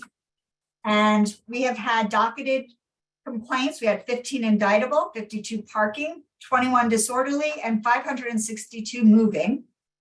We disposed of 16 indictable, 29 parking, 15 disorderly, and 497 moving. I think that is most of all that I have to share. And again, just such an honor to be able to go to the Eagle Scout Court of Honor to honor those young men who worked on the Kapnick Park Dog Park and the community garden. So I just want to thank them again. Thank you, Mayor. Thank you very much. We're going to move to Public Works with Councilman Conti, please. Thank you. I'm very excited to see that we passed that the roads budget, and it was a very healthy roads budget. So I will get with George and Tony, figure out if there are changes to that and when we're going to get going with the roads that we originally planned to restructure or pave, and any additional that we're going to mill and pave as well, because I know there will be some additional. So I will share that news as soon as I have anything to report on that. But super excited to see that on our agenda tonight. Aside from that, I'm just going to report progress. Thank you for the time. Thank you for that, Councilman Conti. We're going to move to Recreation now. Councilwoman Novak, please. And I just wanted to ask Donna, the June 25th, the flags, did you mention a time? Because I didn't catch it if you did. The flags being given out at the soccer complex? They're not going to be given out. They're going to be, what they typically do is find a fence or an overpass to put a regular size American flag out. And we'll be doing that at about 2 p.m. Yes. Last I noticed. Yeah, okay. That one, I thought you were talking about something different. Okay. The next thing that's coming up is the St. Stan's Carnival, and I realize it's not something that the St. Stan's runs it, but there's you know, it's great fun for the entire town. It's Thursday, the 22nd, Friday, the 23rd, and Saturday, the 24th. Please come out, support a good cause, and have a lot of fun. It's really, you get to know your neighbors there. Independence Day celebration is on July 1st, 4 p.m. to 9:30 p.m. at the Kennedy Park. There'll be food trucks, face painting, inflatables, bands, and fireworks. Also, I'd like to report that the rubber surfacing, the safety surfacing is complete under the playground at Kennedy Park. Please go out and look. It's amazing. It really is great. And cornhole games will be installed at Burks Park and, oh, they're finished? Okay. They're completed. The cornhole games at Burks Park and Borough Hall. That is a lot of fun. I always have one out at my house for a family picnic. Other than that, Mayor, progress. Thank you for that, Mary. We're going to move forward then with water, sewer, and environmental. Councilman Zabrowski. Thank you, Mayor. Just as an FYI, we received a report from our director, Dave Leitner, indicating that actually at this point already, due to the dry water conditions, water production is already at mid-summer levels. So he's asking that all our residents use sensible water use for the remainder of the summer. Number two, our well redevelopment projects, which are at the Duhernal site, continue. This is an ongoing project to upgrade the well facilities, and they remain on schedule. I believe it's a 5-year program. As far as environmental is concerned, we did receive some concerns from our environmental commission about the integrity, or actually the degradation of the current barrier material that is affixed around the community garden. Sounds like that there are small animals that are beginning to infiltrate there, and they're looking for a way in which to kind of prevent that. They're aware that Blue Acres has certain limitations where a permanent fixture can't be placed there, but they are looking for suggestions from our parks staff to see how, in fact, they can better secure that area from wildlife as they move forward and still be in compliance with the covenants of Blue Acre. And then finally, they are also requesting for the mayor to make an appointment to the Environmental Commission, if at all possible, for the September meeting. They're working with a very small staff of appointees at this point, and their chairperson is making a recommendation to fill the openings at that time. And Mayor, that is my report. Thank you very much, Councilman Zabrowski. I did reach out to Ernie. He sent me that email as well for the appointments for the Environmental Commission. I did ask for his recommendation on those appointments as well. And Jess, if you don't mind, would you just send me over who did turn around and put in for that Environmental Commission as well? And I'll reach out to Ernie again because I had emailed him a little bit earlier today on that. But thank you for reminding me of that as well. I want to make sure that commission does get its two seats. They do good work. With that, I'll open to the public then for any and all comments for the good of the cause. I see we already have. Did you as well? Oh, I'm sorry. Yeah. Council President Anoha, I made a mistake. I apologize greatly. I am so super sorry. I just scrolled up too hard on my agenda. Council President, planning zoning, that is your floor. Go ahead. I'm grateful, Madam Mayor.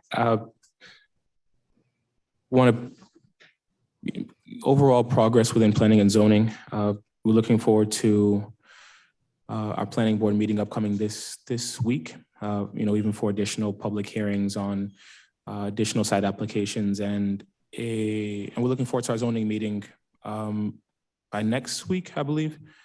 I've been happy to receive interest in additional potential applications. A lot of folks reaching out with interest within the zoning board and planning board as well. So I want to thank those who have responded to, I guess, that request for a call to action. And I want to encourage you to also reach out to our zoning board chair, Mr. Tom Kaczynski. Hope I said that right. He's more than willing, from my email, from the emails I received from him, he's more than willing to have a discussion with interested applicants and, be willing to explain details on what can be expected of you if your application is successful. Beyond that, I do want to take a moment to also thank our law enforcement. Since our last meeting, we did hear kind of adjustments regarding the tragic departure of our beloved councilwoman. And, even for an arrest to be made, I think that it does show a tremendous effort, be it from our local law enforcement, county-wide, statewide, and even as far as federal. So, even for the consistent effort, from the moment of the departure, even up till date, I do want to take a moment to express my regards for that effort to all of our law enforcement and those responsible for continuous progress in the investigation. And so far, those are my updates for now. But within planning and zoning, we're excited with continuous progress and increased active participation. Thank you, Madam Mayor. Thank you very much, Council President. And I want to echo your comments as well. Since last that we have been together, there was groundbreaking news. I happened to be in New Brunswick on the day that the prosecutor's office was able to report that they did in fact have somebody in custody in relation to Eunice's murder. And to say that I exhaled a deep breath of I don't want to say the word relief, that's not right. Just knowing that hopefully with the work of, again, like you had said, our local, our state, our county, our federal agents, everyone that was involved in this, hopefully we will bring the person responsible or persons to justice in the name of Eunice and her family. I can only imagine that this is just one part of the process moving forward. I don't want to dare say healing at this point because there's just still so many more questions that we need to have answered, but we're making those strides and forever, ever, ever grateful for the great, great, great detective work and investigative work that got us to this point. And Christian, I know you'll keep us updated on anything new that you hear. And I say a prayer and I breathe out and I exhale a bit for our community because we needed to hear that. And let's let justice do what it does and just stay tuned and continue to pray and keep Eunice and her family in your thoughts. With that, we will open to the public for any and all comments at this time. I see Jim, your hand is up. And I do see hands up online as well. Thank you, Mayor. Jim Robinson, 11 Burrell Square.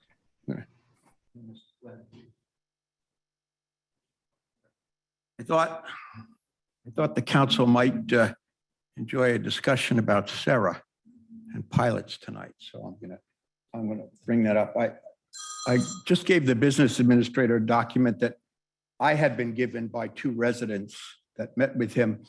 And it's called a comparison of revenue model and traditional ad valorem tax versus the pilot. And that applies specifically, the numbers on there apply to Trammell Crow, the $75 billion company that is building warehouses on Cheesequake Road.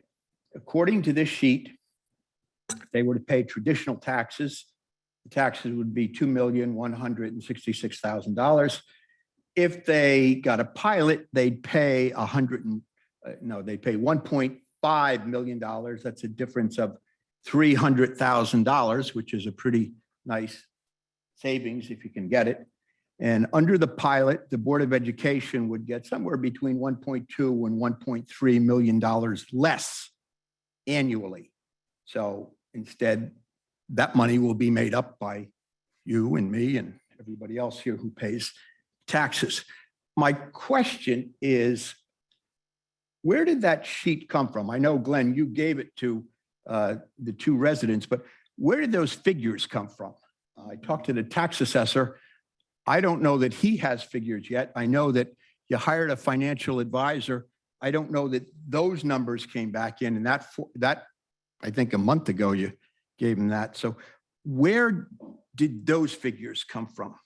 And has the council seen those figures on that sheet? No, they have not. That was, we're working on a project to explain pilots and do the comparison for the benefit of the council and the residents. We're still negotiating with Trammell Crow, so I can't narrow it down more for you than that. The estimate of the building tax was, I called the tax assessor and asked him to provide me with an estimated figure. He's not yet firmed it up, but that was the estimate that he provided me with. So if he hasn't given an estimate, where did those numbers come from? I just said he gave me an estimate. He gave you an estimate. Correct. And how firm was that estimate? Did he tell I you don't that? know. I don't have a litmus test to determine that. I asked him for a working number to work on this project. That's the number he provided me with. Okay. I appreciate that. And has he updated you since then? Because I know he's had some more time to look at that because I too No. had some questions of him and he was a little, his numbers weren't firm to say the least. And I looked at some emails. I opened emails and minutes from Sarah. And I saw that in November of 21, Sarah discussed the pilot in closed session and that the professionals had been authorized to work on the pilot. And according to counsel for Sarah, Mike Baker, in November of 2021, the council members on Sarah said they can start the discussion on the pilot this year, meaning 2021. But that there were only 2 meetings left so that they were looking for the pilot to be implemented in January or February of 2022. Now, obviously, that didn't happen. And I asked more than once if Sarah had discussed the pilot, and I was told more than once that they hadn't. But both the emails and the minutes indicate that they in fact had. And counsel for Trammell Crow in October of 2021 sent an email saying that Trammell wants to schedule its closings with its equity partners and Hercules, and the approval of the pilot is a condition to the closings. That was in October of 2021. They also wanted to begin construction. They said, well, we know that didn't happen either. So if those 2 trigger things came and went without a pilot, they obviously don't need a pilot. Because the 2 things that they said were the reasons that they wanted the pilot discussed in the fall of 2021. Those things came and went without a pilot. 5 minutes if you could wrap it up. I'm sorry? It's 5 minutes now. Okay, thank you. And also in those emails were several references to a park that David S., I assume that's the borough engineer, was working on and coming up with costs for the park. And they are doing some additional things to benefit the community, which I think, and that was Mike Baker saying this, others should know about. Now, I know the connector road hasn't been approved. Was the developer going to provide a park? Does anybody know about those discussions? Was the developer going to provide a park?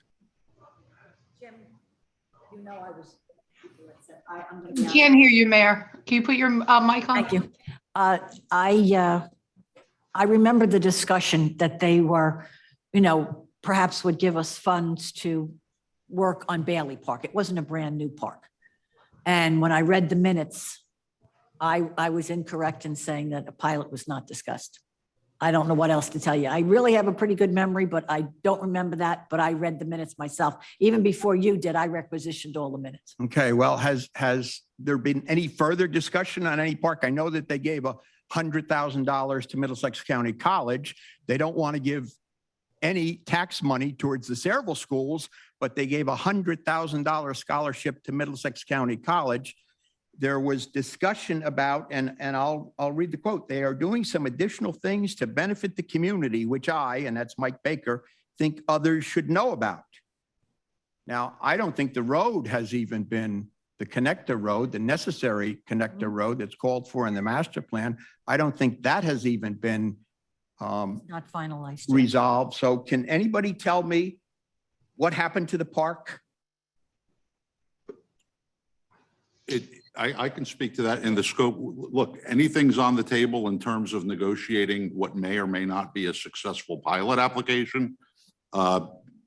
We've not concluded our discussions, so I'm not in a position where I could give you a definitive answer, yes or no, whether or not that'll be part of the package that gets presented to the council. But you're having negotiations with them Yes, The council did vote to let. for a Business- project that is built.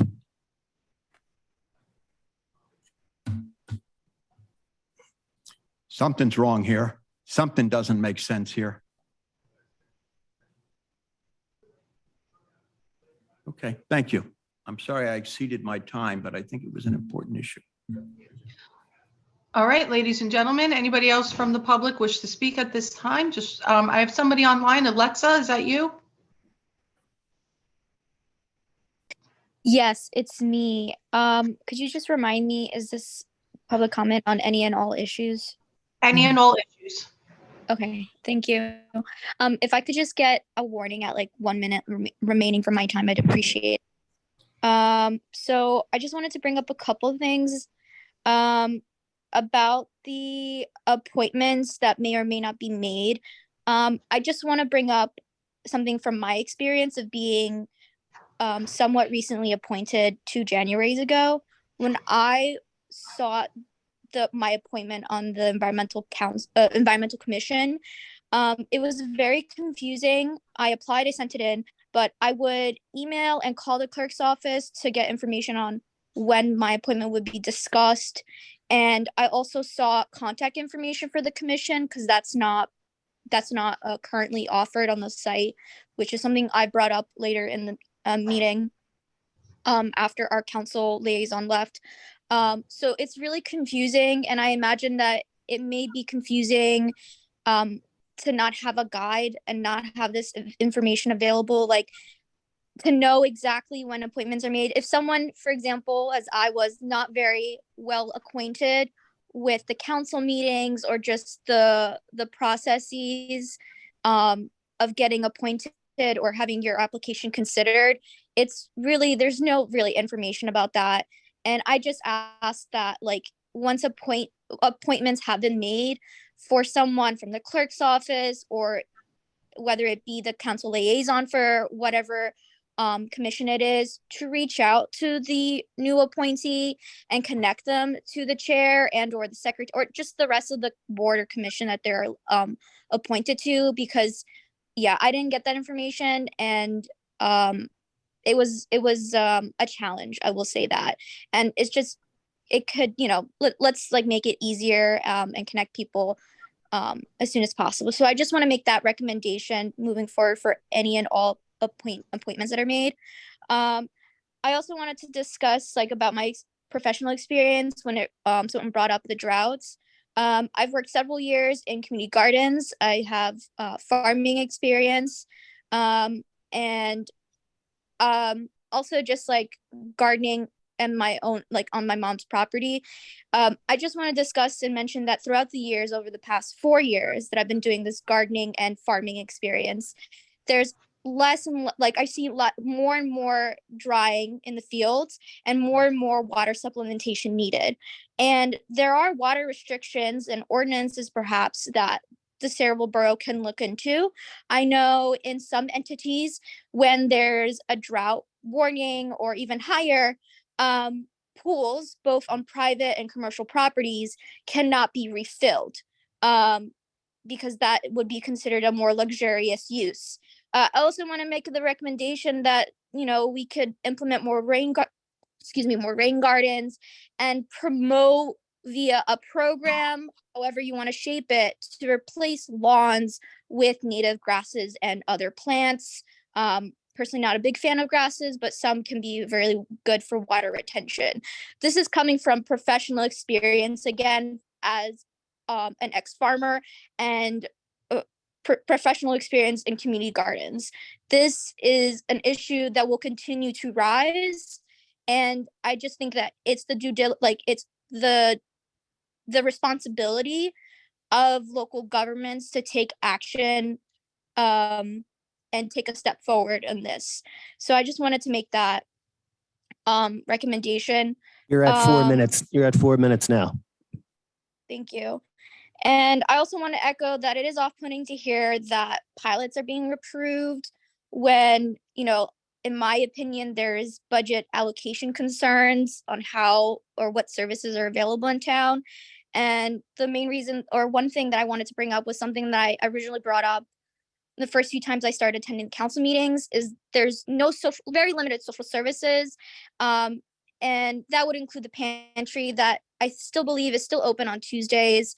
And growing up with a single mother taking care of 3, including myself, who had 2 jobs, she went to the pantry once and she had to navigate between the 2 shifts that she was working that day, and only to find out that it was limited supplies, no fresh produce, no eggs or meat or anything.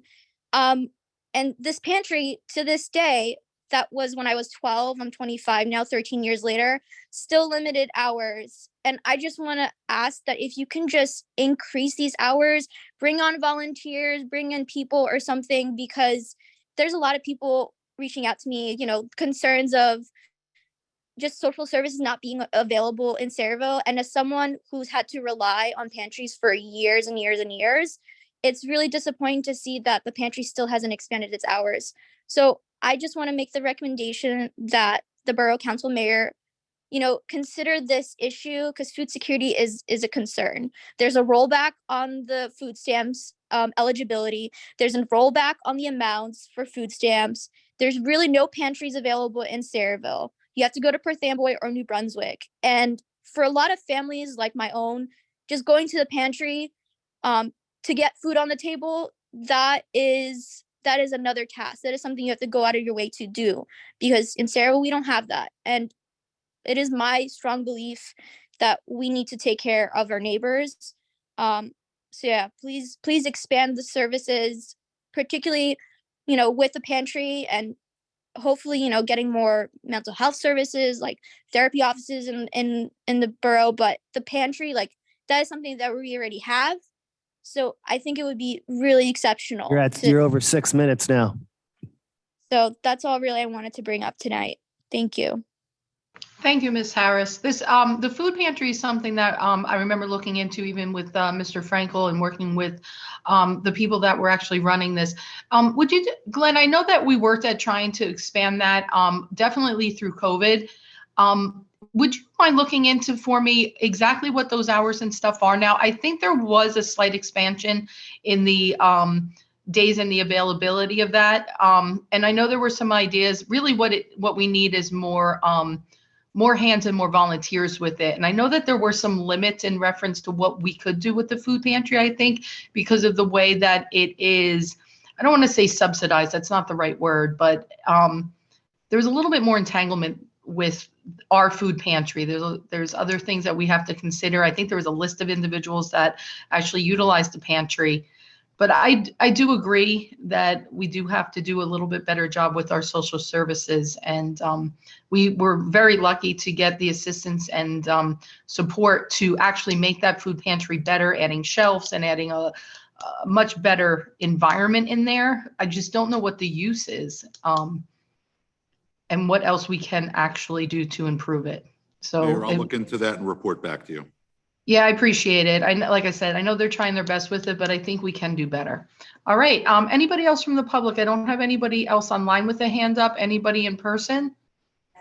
I think that's Mr. Duffy. Is that Mr. Duffy? Yes, it is. Hi, Mr. Duffy, 111 Merritt Avenue. I just want to go over what Mr. Robinson brought out. Here, they come into this town and they want a pilot from us, which Glenn had a little schooling and taught me about pilot, and it was a good thing. But why would they want to give $100,000 to the college for the county? Doesn't look right. Doesn't smell right. So it's very important to put the right people on the Sarah board. You know, if I'm going to give you a discount for buying clothes in my place, why would you buy them over there, some other place? It's simple, very simple. So, and Sean, the ordinance that you're going to bring up on the Sarah board for appointments, can you make it that it starts on the 25th year? So then next July, you could put into that same ordinance, either the people get an extension to 25, or if you put anybody on the board, they're there for 6 months in the new ordinance. So just on that point, we can't do an ordinance that's contrary to state law. So if it requires a year term, we can't appoint someone for 6 months. But I'm going to look into it heavily, and I'm going to share drafts with the governing body, get everybody's input. And then at some point, we'll have a finished product in the not too distant future. Yeah, because if you bring it to the January, it would have to be on the 25th year. Next year, right? What, it's 26th? Well, if you're on it, you've been elected, if you've been elected on it now, next July, you're over. I'd have to be reappointed. Okay, so if he makes up an ordinance, it has to start 26.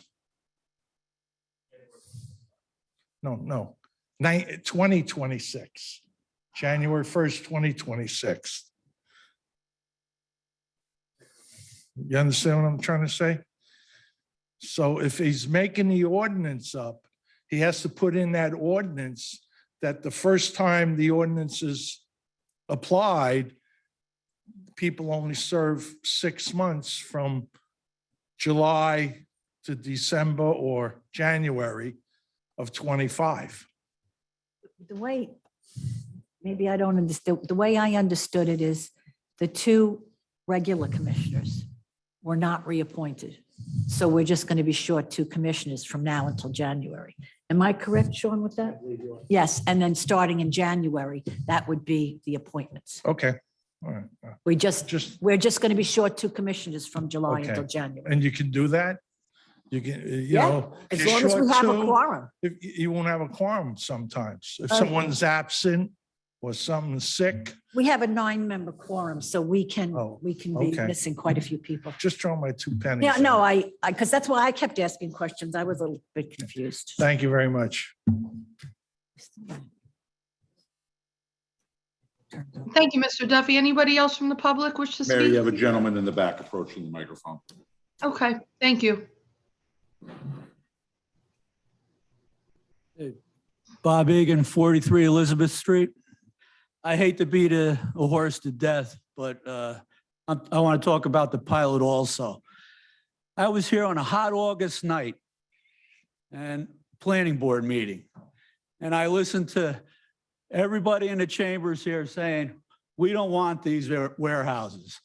I heard a co-chair, I believe he was co-chair of the planning board at that time, Mike Daddio. He was talking the talk. Oh, I work in this industry. This is terrible, terrible. And I gave up my spot to repeat everything that was said. Jim just finished doing it, and I was the last guy on the list. I said, then they were asking people, oh, don't say the same thing that everybody else is saying. We've heard it all night. So I gave up my spot. Well, I'm not giving up my spot right now. We shouldn't give them anything. I mean, $100,000, there's 25 municipalities in this county. If Sayreville got their fair shake, that'd be $4,000. Well, big deal. And what are we getting? A pile of crap. There would probably be more people in this chamber right now if they knew what was going on, because everybody in this town seems to be under a rock. People say, what are they doing on Cheesequake when they started building? Nobody knew. Like, where are they? Yeah. So anyway, but before the lady could say that this ends a public portion, Mike Daddio threw out, I make a motion to accept this after all night long where he's interjected things about how bad it was. We shouldn't give them anything, not a dime, because we're getting nothing. We're getting 60 trucks an hour. If this goes, that's for the first 3 warehouses. What are they going to do with the other 6 warehouses that are going to go in the next part of this? That's going to be 180 trucks an hour? You know, I wouldn't give them a dime. Thank you. Thank you for your comments. Appreciate that. Anybody else from the public wish to speak? All right, come on up, sir. How you doing? I'd just like to say a couple things tonight. No, sir. As last time, I choose to remain anonymous. So I just want to talk about a couple things. Pretty much what I want to talk about is when I was here last month and the ordeal that went down. When I tried to speak at this public meeting, tried to remain private, didn't want to give out my personal information due to safety concerns. And we watched the banter back and forth with the council for quite some time, plus the recess time. I think it was in excess of 30 minutes where we all tried to figure out what we were going to do about this. So I'm here tonight to talk about a couple of the things that happened last time. As a private citizen, the mayor said it last time, as public officials, elected officials, you're all very highly visible. That's not the case for private citizens. We can choose to remain private. We do not have to be highly visible. We did not choose to go down the path of wanting to serve for our community and become elected officials, okay? So you guys are highly visible, and I talked about that bill in Trenton that protects the addresses of public officials, and I support that bill, okay? But I'm a private citizen, and I'm allowed to remain private. You guys were this close from doing the wrong thing, this close. I thought you guys were going to make a mistake. And I don't think there's anything more important than what I'm talking about tonight, because this is the fundamental principles of everything that goes on in this country. Our rights are being plucked away from us one by one, in rooms like this room with elected officials such as yourselves all across the country, trying to overextend authority that you do not have, trying to enforce a policy that does not exist. Okay? One thing that has not gone in vain with Eunice's murder is shined a spotlight on the political dealings in Saraville, a lot of which the public seems it's very troubling. You know, when I spoke last time, when we went to recess, I hope Councilman County's here. I see there's a lot of people online. I'm going to assume he's here. The meetings are once a month. I would imagine he's listening on Zoom at least. But he came to me during the recess and he said, why don't you just give a fake name? Just say anything. You don't have to give your real name. You don't have to say where you're from. So he encouraged me to skew facts for your public record, okay? That's what he did, all right? We talked about the cannabis, the paperwork that was submitted to the state for cannabis arrests from Saraville. Demographics were completely skewed. All of the arrests of the black and brown people were listed as white. So we're skewing public records, but we lateraled that to the state. We said it was a state issue. The limitations on the form was because of the state, although towns all across the state did not have skewed demographics. Okay, so we're altering public records in Saraville, right? Councilman Conti encouraged me to alter my facts of who I am, to alter the record. And you guys wanted my name because you wanted to preserve a public record, a factual public record. And that's what this all was in the name of, okay? Also the mayor, who I support wholeheartedly, said we don't want to remove my public comments from the meeting. Altering public records is a federal offense. You can serve up to 5 years in federal prison for altering public records. I don't understand why that's such common practice here in Saraville. Altering public records should be a big deal, okay? I come here as a member from the community because I strive for transparency in governing bodies, such as here in Saraville. We're probably 4 or 5 years away from when we walk into public town halls such as this. They'll have equipment and facial recognition, and they'll know who we all are. they'll know who we all are, okay? We're hanging on a thread. We have a few years where we all, as private citizens, can protect each other's rights, okay? And I want you all to think about your private citizen aspect as opposed to your elected official powers and your capacity, okay? Because everybody agreed to go on a recess, which was the correct move. Council President Ohana, you disagreed for that. Why you wouldn't strive for finding out what the law is and being able to accommodate the public legally, reasonably. Why that wouldn't be something that you would want is beyond me. Why your public version wouldn't be highlighted or illuminated, why that wouldn't show itself is beyond me. Someone from the Middlesex County prosecutors, after they arrested someone, they said, we should take this moment and recommit ourselves to our public duties and our oaths as people in the court systems, in the police departments, and in councils. So I would hope that all of you would hit the reset button. You all need a refresher moment and realize that you're representing the public. You're representing your public version of yourself. I mean, I was mind blown. You're over 5 minutes. If you could wrap it up, please. So I hope we all can at least do that. I don't come here with ill intentions. I don't come here to start a fight. You all need to recommit to your duties. You're all elected officials, represent the people, represent your public version of yourself. Think about what the public is like. And the fact that this was all over safety concerns. And you guys fought me so hard for it. Even if you had something in place, it doesn't trump my First Amendment right. The reason why it's the First Amendment is because it's the most important one. It's protected speech against stuff you don't want to hear, stuff that you don't want to hear, that you disagree with. That's what the First Amendment is about. It's not protected for favorable speech. It's protected for things you don't want to hear. You're over 6 minutes. If you could wrap it up, please. I hope you all can recommit to your elected duties. Thank you. Thank you for your comments. I appreciate that.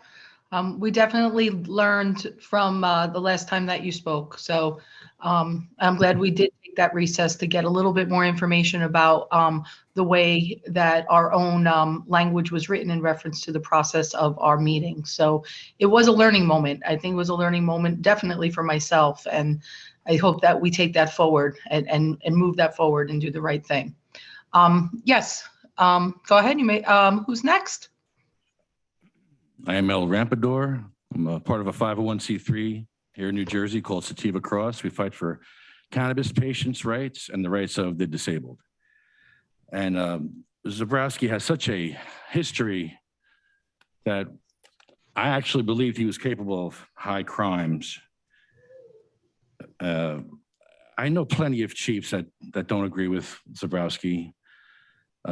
You're a dinosaur, Zabrowski. You're in the minority. There are plenty of chiefs all over the state that want to use cannabis legally, but yet you fought against that.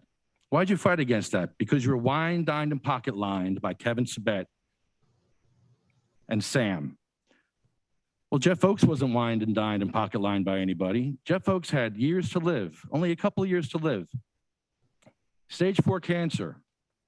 Why would he leave the sanctity of his home to come up here and give you a piece of his mind? What would cause a cancer patient to come out here and risk his health at the end of his life when he could be home with his family, spending time with his family, to come here to tell you what was up? And what did you do? You ran away from him in the parking lot. Why does he come here? Why did Jeff come here? Because you disrespect veterans, you disrespect cancer patients, disrespect multiple sclerosis patients, you disrespect people in wheelchairs with their stigma. You stigmatize cannabis. Even after it was legalized for medical purposes, you continued to get wined, dined, and pocket-lined by Kevin Sabet to stigmatize and hurt the sick and the dying. That's why we're still here. You figure out real quick what breaks your heart in life. And when you figure out what breaks your heart in life, you figure out your purpose in life. And your purpose in life breaks my heart. Your purpose in life was to lock up Black and brown people, to put them in chains for God's medicine. You spent your whole career locking up Black and brown people and putting them in chains for a plant. That breaks my heart. So yeah, our worlds collide, Zabrowski. You changed all the black and brown arrests to make yourself seem less racist. You changed them all to white.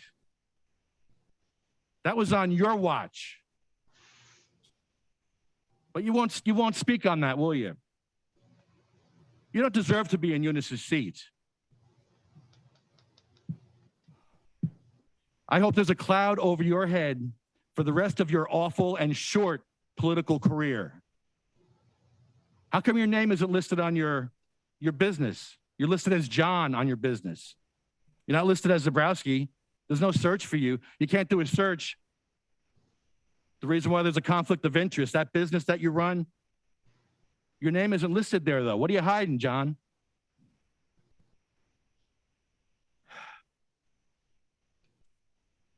This is from the Ephesians. And this pretty much sums up why I do my activism in life. Put on the full armor of God so that you can make your stand against the devil's schemes.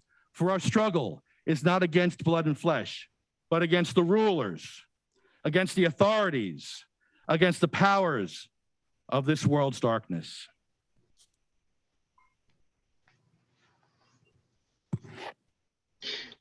Hey guys, this is Councilman Conti. Just before you go to the next person, I want to clarify. I never told you, the anonymous one, I never told you you should give a fake name. I told you you can give any name. We'd have no idea if it's your actual name or not, as we don't know your name.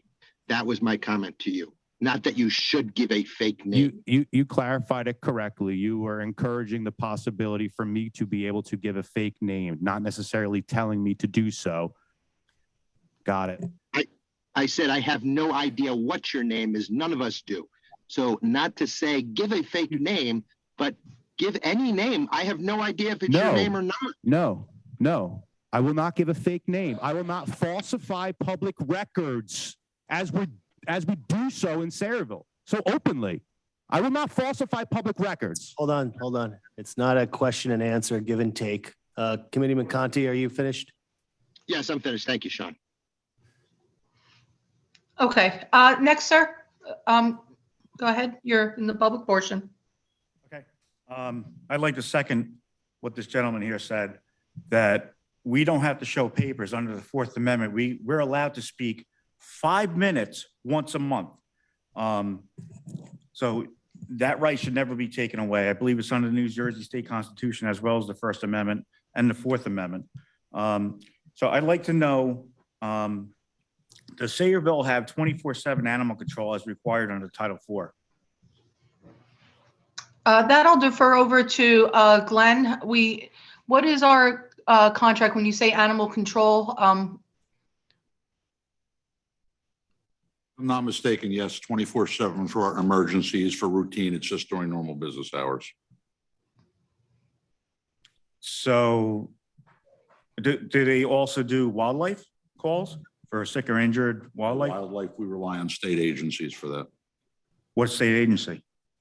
I believe Division of Fish and Wildlife. Off the top of my head, I don't know, but in my experience, most of the private agencies that are engaged in animal control will not routinely respond to wildlife because they're not qualified. And in the event of that, we would reach out on a species-specific issue. If it was bears, there's agencies we can call for that, et cetera, et cetera. If there's birds of prey, we can call the Raptor Trust in North Jersey. We've got options to exercise in those events. But the animal control officer is the one that should be responding to that. No, that's incorrect.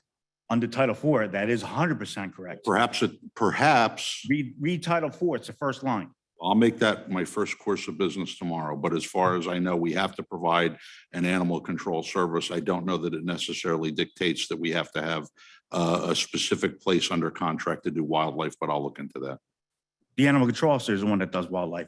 So if it's a sick All or right, well, injured I'm animal. not going to argue with you, sir. I'm going to tell you that our contracted animal control professionals do not respond to wildlife. So they're breaking the Reach law. out to other agencies to handle that. So they're breaking the law. If that's your belief, sir. The first line, so every animal under God's realm is what is in charge for animal control. So if you're saying that a state agency is going to come out for a sick or injured raccoon, good possibility it's got rabies. And that's the first line of defense is animal control officers. So right there, you're breaking the law. The whole reason for animal control is for the stop and spread of rabies. So if you're calling another agency, where they come out 2-3 hours later, and I know you're not calling the NJSBCA because we had them disbanded about 5 or 6 years ago. I was here a couple of years ago with the Lasaco ordeal. So the NJSPCA is gone. I was waiting for you to say that. Thankfully you didn't. But every animal under the realm on earth, unless it's a nuisance, falls under animal control. So, or any police officers, certified animal control officers? Actually, to my knowledge, one was. I do not know if his certification is still valid. Okay, so on the Sayreville Police Department's Facebook page, you have several, and I only look back a couple months, posts about dogs being found. So you have the police department acting as animal control. They're not trained for that. So any officer that has a dog, they're trained in animal control? No, they're not acting as animal control. Are they picking up dogs? No. Well, according to the post, they are. No, they're saying dogs were recovered, dog found at such and such location and is currently at headquarters. I don't How did they remember get any. there? Well, I don't really know. So if they transported it, they're acting as animal control. If they did, if they're if they going, did, if they're we have going, no indication that they did do that. it's my time to talk. So if It's they're my going turn to respond. if they're going to a call and animal control's not coming out and they have a dog in their possession and it bites this gentleman here, you know, that police officer gets sued personally and professionally, and then the town is liable as well. That would be a terrible set of circumstances. It happens. So you're setting up an officer to lose his career because you don't have animal control that's going out on wildlife calls, that's going out on dog calls, because there are numerous posts on there. There's one within the hour that they have a dog at the police department. So we don't have adequate animal control if the police officers are acting as animal control and they're not certified. You certainly wouldn't want to have an officer, let's say that's a patrol guy, going and doing a murder. They're not trained in that. So your officers aren't trained, but yet they're de facto animal control, and you're setting yourselves up for a great liability, and they can't act as animal control under Road versus West Windsor. So you guys are breaking the law. And there's several posts on that. You can look it up on Facebook. You guys are violating the law on that. And there's one on there right now asking for the owner. There's several on there asking for owners. So you guys can't do that. And I saw you earlier texting. I'm gonna open request that while he was talking. That was really rude. And while you're on the dais, that is a public record. So I'll be asking for that probably before I leave here today. You're at 5.5 minutes. If you could wrap it up. I'm done. Okay, thank you for that. Let's, is there anybody else from the public that wishes to speak And, you know, in-house? Madam Mayor, if maybe I can make a comment before we get the next person, if possible. Sure, I don't have anybody online. Is there anybody in the public that, in-house that was coming up, or I can't see that far? So go ahead, Christian, that's fine. Yeah, you know, really to one of the gentlemen that, you know, from the last meeting that really expressed, you know, his discontent for how, you know, he believes that his rights were almost stripped from him. And, you know, and I want to express that in any way that I really played a role in that, I want to sincerely apologize. You know, ultimately, my initial understanding of the law was, which I believe I've seen enforced within this level and in other capacities. I believe that I was upholding it and assisting to uphold it, but I'm ultimately discovering from our council that that wasn't the case. You know, I want to, it was a learning lesson for me, you know, so I want to express that, you know, even in a public capacity, if granted the privilege and opportunity to continue to serve even beyond this position, it's something that I look forward to holding with me so that, you know, I don't behave as a hindrance to the next person that wants to express their viewpoint. So ultimately, my desire is to help be an enhancement of your voice. So in any way that I played a role to kind of deny that, you know, I want to apologize for that. I know that, and it's an opportunity for me to really it's a call to action for sure. So even as you mentioned, a reset button, that's something that I do take personally. I want to express that to you. And even for the mayor, I want to express gratitude that, she did grant the opportunity even for the recess so that we can always be correct, even in our behavior towards you and the rest of the public, because that is ultimately what we are here for, especially in this capacity in the public portion. So, my initial viewpoint was that you could still say it, but maybe in the private capacity, not on the public record. And again, initially, I thought that that was the correct thing to do. Ultimately, receiving more knowledge from our council, I discovered that I was mistaken. And so I want to express that. And so thank you. You did teach me a lesson. And even as elected officials, our job is to be the right reflection of our population. So even that lesson, it allows me to improve myself to be a better reflection of you and the rest of the borough. So I just want to express that. I don't want you to have the viewpoint that my initial stance is my current stance today. I think that I've made the adjustment. I learned from it. I'm glad that I didn't learn it while being a hindrance. I'm glad that we were able to correct it in real time. So that's why I want to really thank the mayor, even for the council that was present at the time.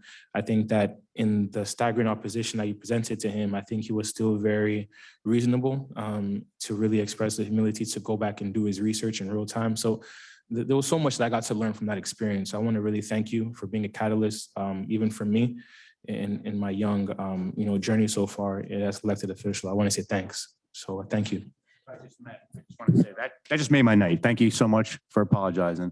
But like I said before in that literally just touched my heart. That is huge. You don't get that often. But even if there was a policy in place, it doesn't trump your First Amendment rights. So just keep that in mind. But thank you so much, Council President Ohana. I appreciate that. Very good. Thank you, Council President, for those comments. And I echo what Council President Anoha has said. One of the biggest things that I've always fought for is to make the people in this community feel comfortable to come up to the microphone, express how they feel, and to feel like they're heard. And sometimes it's hard to hear the things that people have to say. I mean, I've learned that firsthand in the near decade that I've sat up there,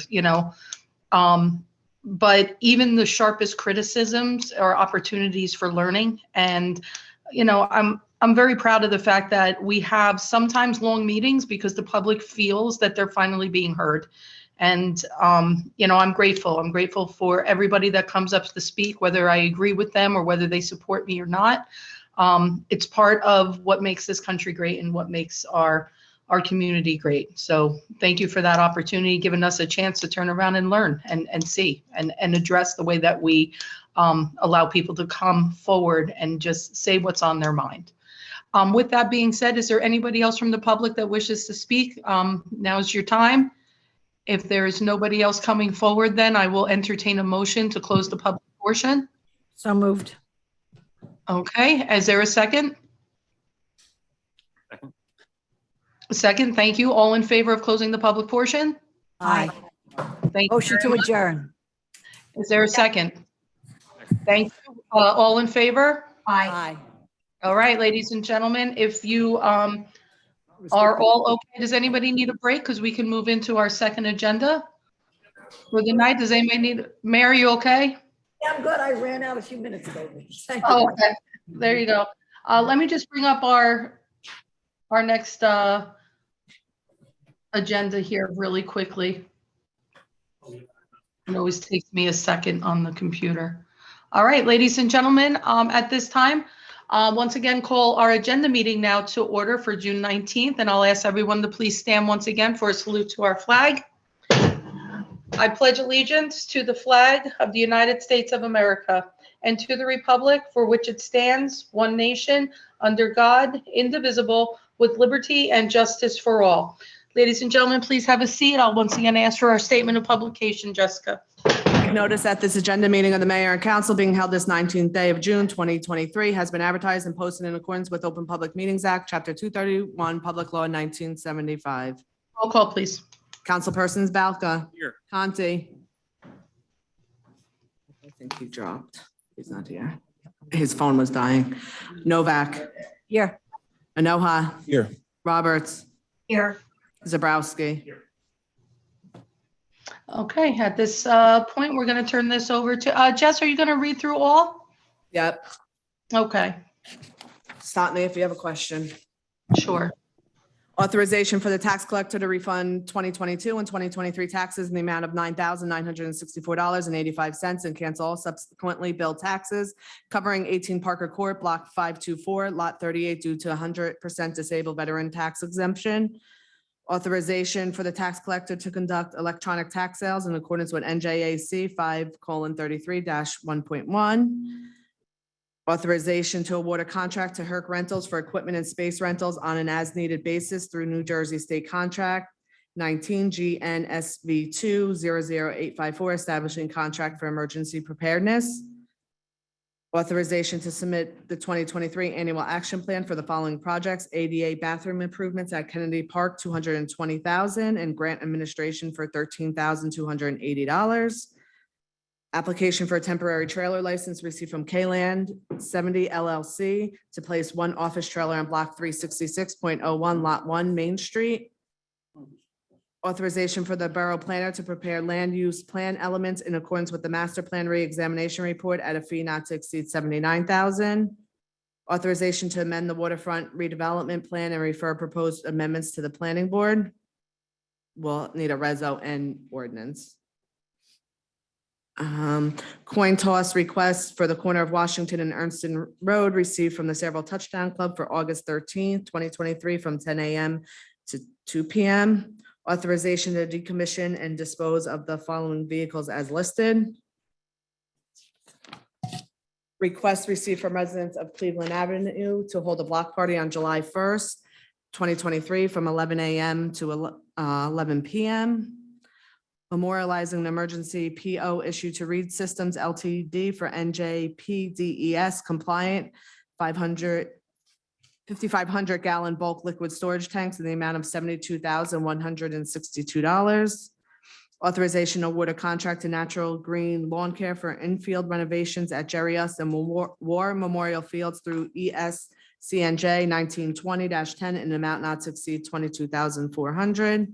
Authorization to award a contract for crack filling at Fritz Drive and Whitehead, I think it's Avenue, to Garden State Sealing through ESCNJ Co-op 1819-66, an amount not to exceed $23,402.50. Authorization to amend Chapter 2, Section 64 to add picnic rental fees. Authorizing to amend Chapter 17-1.8B4 to remove language that is no longer accurate. Authorization to approve a Treatment Works approval permit application for CMC Steel.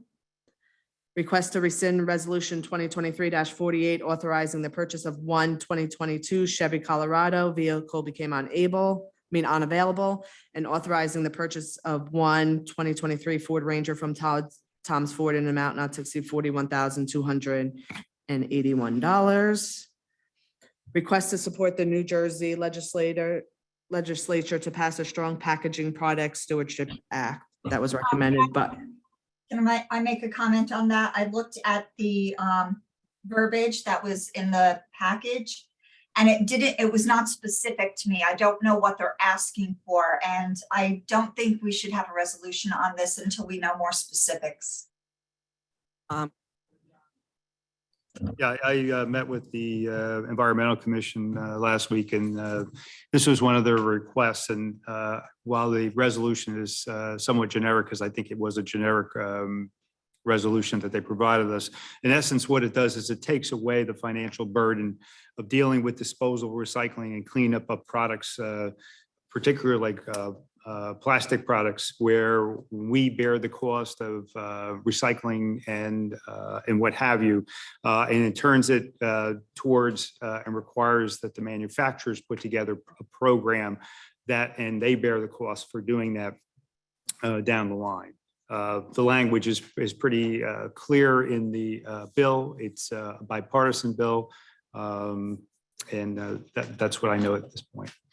That was very helpful, because what we were provided with in our package, and I'm sorry, over the weekend, I did not have enough time to research it further, just says that we want a stronger packaging product stewardship act, and it didn't go into any detail.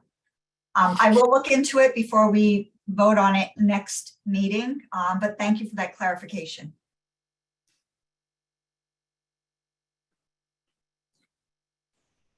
Okay, continue, Jess. Okay, the first two on my agenda are filling vacancies, authorization to appoint Corey Ransom as a laborer in the Water and Sewer Department effective July 3rd, 2023, and authorization to appoint Lauren Lestuck as a part-time clerk one in the Water and Sewer Department effective July 3rd, 2023. We also require authorization to appoint 4 police officers in the police department effective August 7th, 2023, pending successful completion of their pre-employment requirements. Glenn? Authorization. I'm Yes, ma'am. sorry. In the email that I got, it said 6. Well, we amended that. Something- There'll be additional candidates for the next council meeting. Right now, we have 4 that completed interviews tonight, and we're looking forward to move forward with their appointment. Okay, perfect. So mine just needs to be amended on my agenda. Thank you. Authorization to promote Dawn Perry Meyer to Clerk 3 in the Public Works Department effective July 1st, 2023. Authorization to promote Connor Deacon to Ground Maintenance Worker 1 in the Public Works Department effective July 1, 2023. Seeking authorization for the Borough Clerk to include a referendum on the ballot for the general election in November to allow for expenditures from the Open Space Fund for land restoration of Blue Acres lands within the Borough of Saraville for use as public recreational areas. And just as a side note to that, that is a new element to open space funding that was added by the legislature last year, availing us of the opportunity with voter approval to redirect some of those funds to that purpose, and will require permission for that referendum. And lastly, authorization for CME Associates to compile required data and develop a GIS mapping system of and for the Borough of Saraville for a price not to exceed $250,000, the funding for which will come out of ARPA funding that we have on hand. That's all I have. Thank you for that, Glenn. Glenn or Jess, were you going to do Denise's report for us? Yeah, okay. Essentially, it's authorization to amend the 2023 local municipal budget document for the following. And this is receipt of grants that need to be integrated into the budget. Coronavirus State and Fiscal Recovery Grant, $450,000. Stormwater Assistance Grant, $15,000. New Jersey Safe Housing Grant, $6,500, which requires the local match of $2,000. Clean Communities Grant totaling $91,535.25. Local Recreation Improvement Grant, $76,000. And the Safe and Secure Grant, $45,930. Okay, thank you for that, Glenn, and we'll need a reso for all of those as well.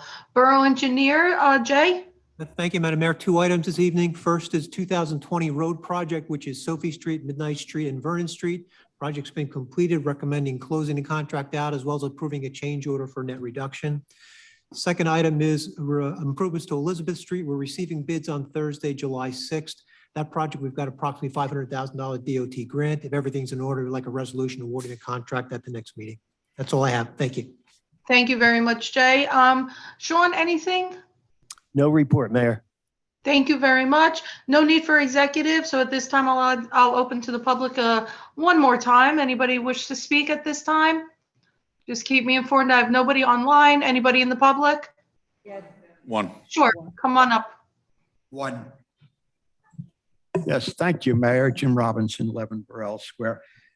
One of the things under the planning and zoning report is authorization for the borough planner to prepare a land use plan element in accordance with the master plan reexamination report at a fee not to exceed $79,000. That might seem like a lot of money. I just want to point something out. I learned at the planning board meeting, the last time the reexamination was done, the borough spent tens of thousands of dollars, maybe about $60,000. A lot of time, effort, energy. What they indicated at the planning board meeting was they never did the land use plan elements that coincide with and reflect the master plan. So under the previous mayor and planning board and planner, all of that was wasted. All of that was for naught. What a sham. I mean, we had things like Hurricane Sandy and things like that, which impact land use that we didn't afterwards say, you know what, we got to change some things. It's a shame. So I'm glad we're doing this, and I'm glad that there's a new planner that did this report. I want to ask for an update on the tree removal situation at the proposed transportation center on Cheesequake Road. I sent an email to Glenn, I don't know, a week or two ago, asking about the number of trees that are going to be removed, what the cost associated with the removal is, who's going to pay for that removal. Is it going to be the board? Is it going to be the council? What's the status and the timing? And has the lease been approved? I didn't ask Glenn that. He did. He told me he didn't have the answers to the questions at that time. Has there been an update? Does anybody know? This is a pretty important project. I'm hearing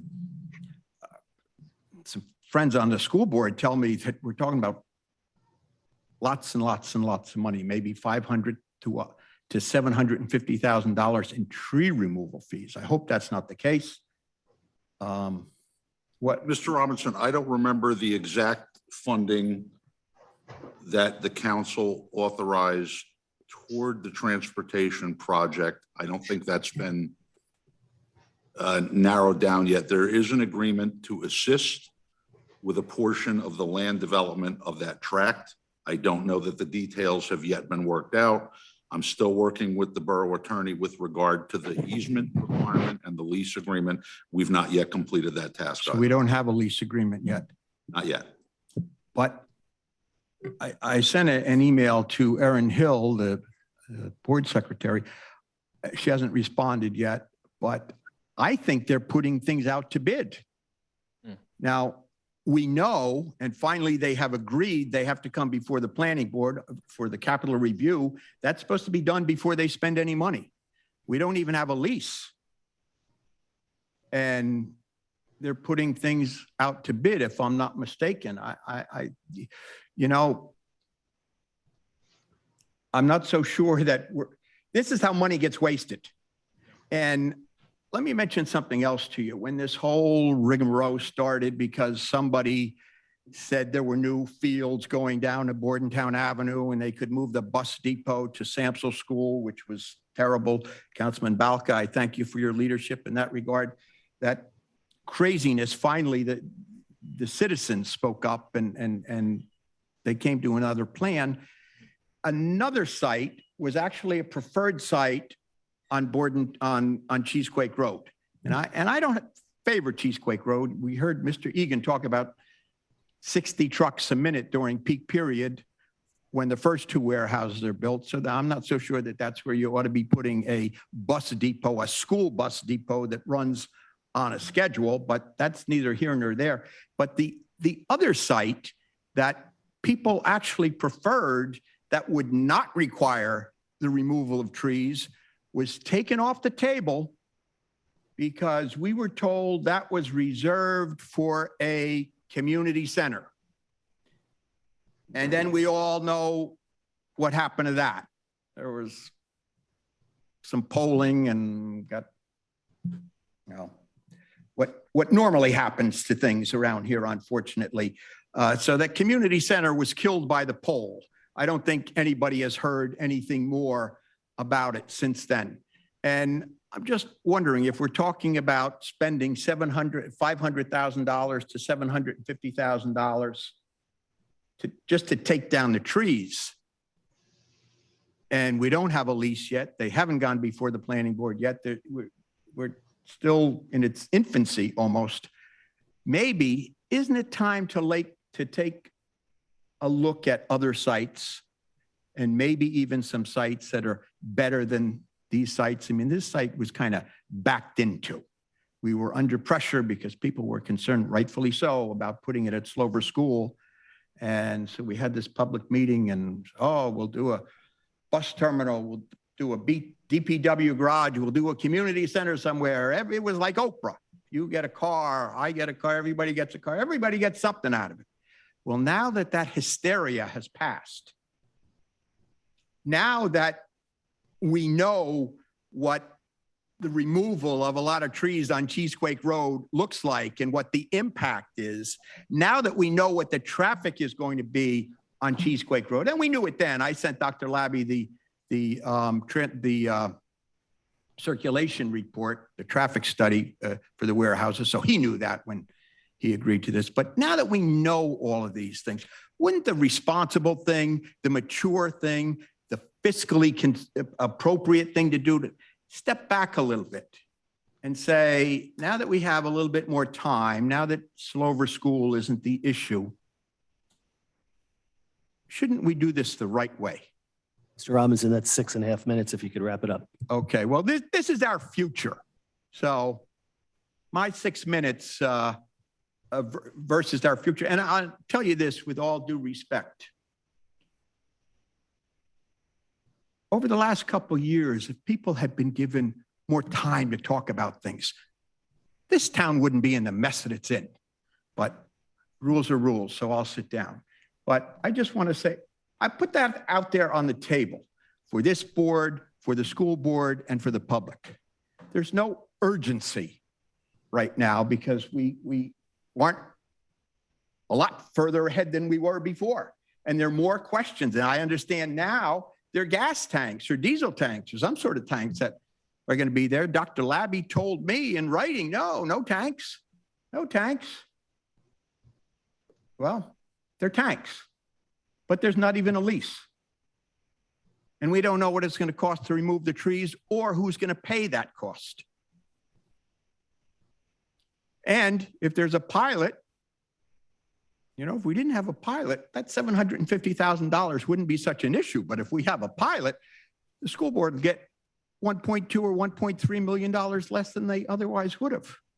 So maybe we should take some breathing room and take a look at this and do it the way folks in business who are planning something might do, rather than the way this was achieved. Okay, thank you very much. I apologize for exceeding my time. All right.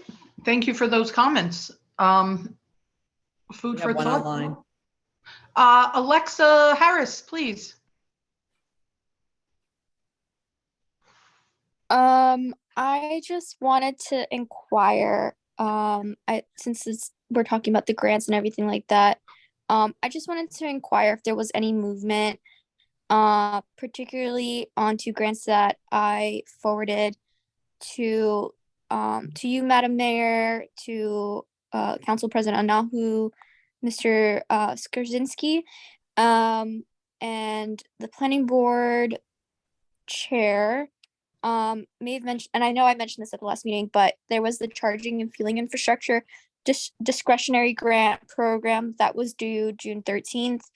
And then something that I hold more closer to my heart is the Safe Streets and Roads for All grant program. That is due Monday, July 10th. And that's to improve roadway safety by significantly reducing or eliminating roadway fatalities. Again, that also would help with improving accessibility by making way for other forms of transportation. But since we have so many development projects that so many people are concerned about and the traffic, we need to also consider, like, how are we sustaining this? Like, it's not sustainable if we're going to have traffic building up and so much backup. And that just means more cars on the roads. That means more road repairs because they're run through more, but also this poses a safety risk and roadway fatalities, which is something that this grant is structured to tackle on, besides also opening the doors for other forms of transportation. So this is like a lot of concern being brought up by the community members, and I see that we're putting application and hours towards other grant applications. But I'm hoping the borough can take a more proactive approach, and at least pursue the latter application, the latter grant, since one is already passed. And other grants, of course, this doesn't mean, just this one, but I just wanted to know, is there an update on the second one, the Safe Streets and Roads? Glenn, were you able to forward any of those over to our grant writer for this round? Madam Mayor, and while I appreciate Ms. Harris's zeal in bringing these things to our attention, they were received probably 6 months ago. We get very advanced notifications of grant opportunities. They're examined by our grant writing professional and our administrative team here to see if it's something that we can sustain locally with matching, or if there is a project that we have that qualifies. I don't remember the specifics with regard to the 3 or so that she sent me, but they were examined by the grant professional. We have probably right now we're in excess of $40 million in grant opportunities that we're pursuing on behalf of the borough. Among them were the Safe Streets to Transit. We are hard at work on that. And if we have a successful application, we will be more than happy to share that news with the residents. I appreciate the update. Thank you. I really appreciate it. Thanks, Glenn. I appreciate that as well. I do know our grant writing team they're always looking for new things, and I think they're doing a great job. So keep bringing them to us. All right, anybody else from the public? I don't see any online. And is there anybody in-house that is coming up forward? Wonderful. Then I'll entertain a motion to close the public portion at this time. Second. All in favor? Aye. All right, motion to adjourn. Was there a second on that? I didn't hear. Yes.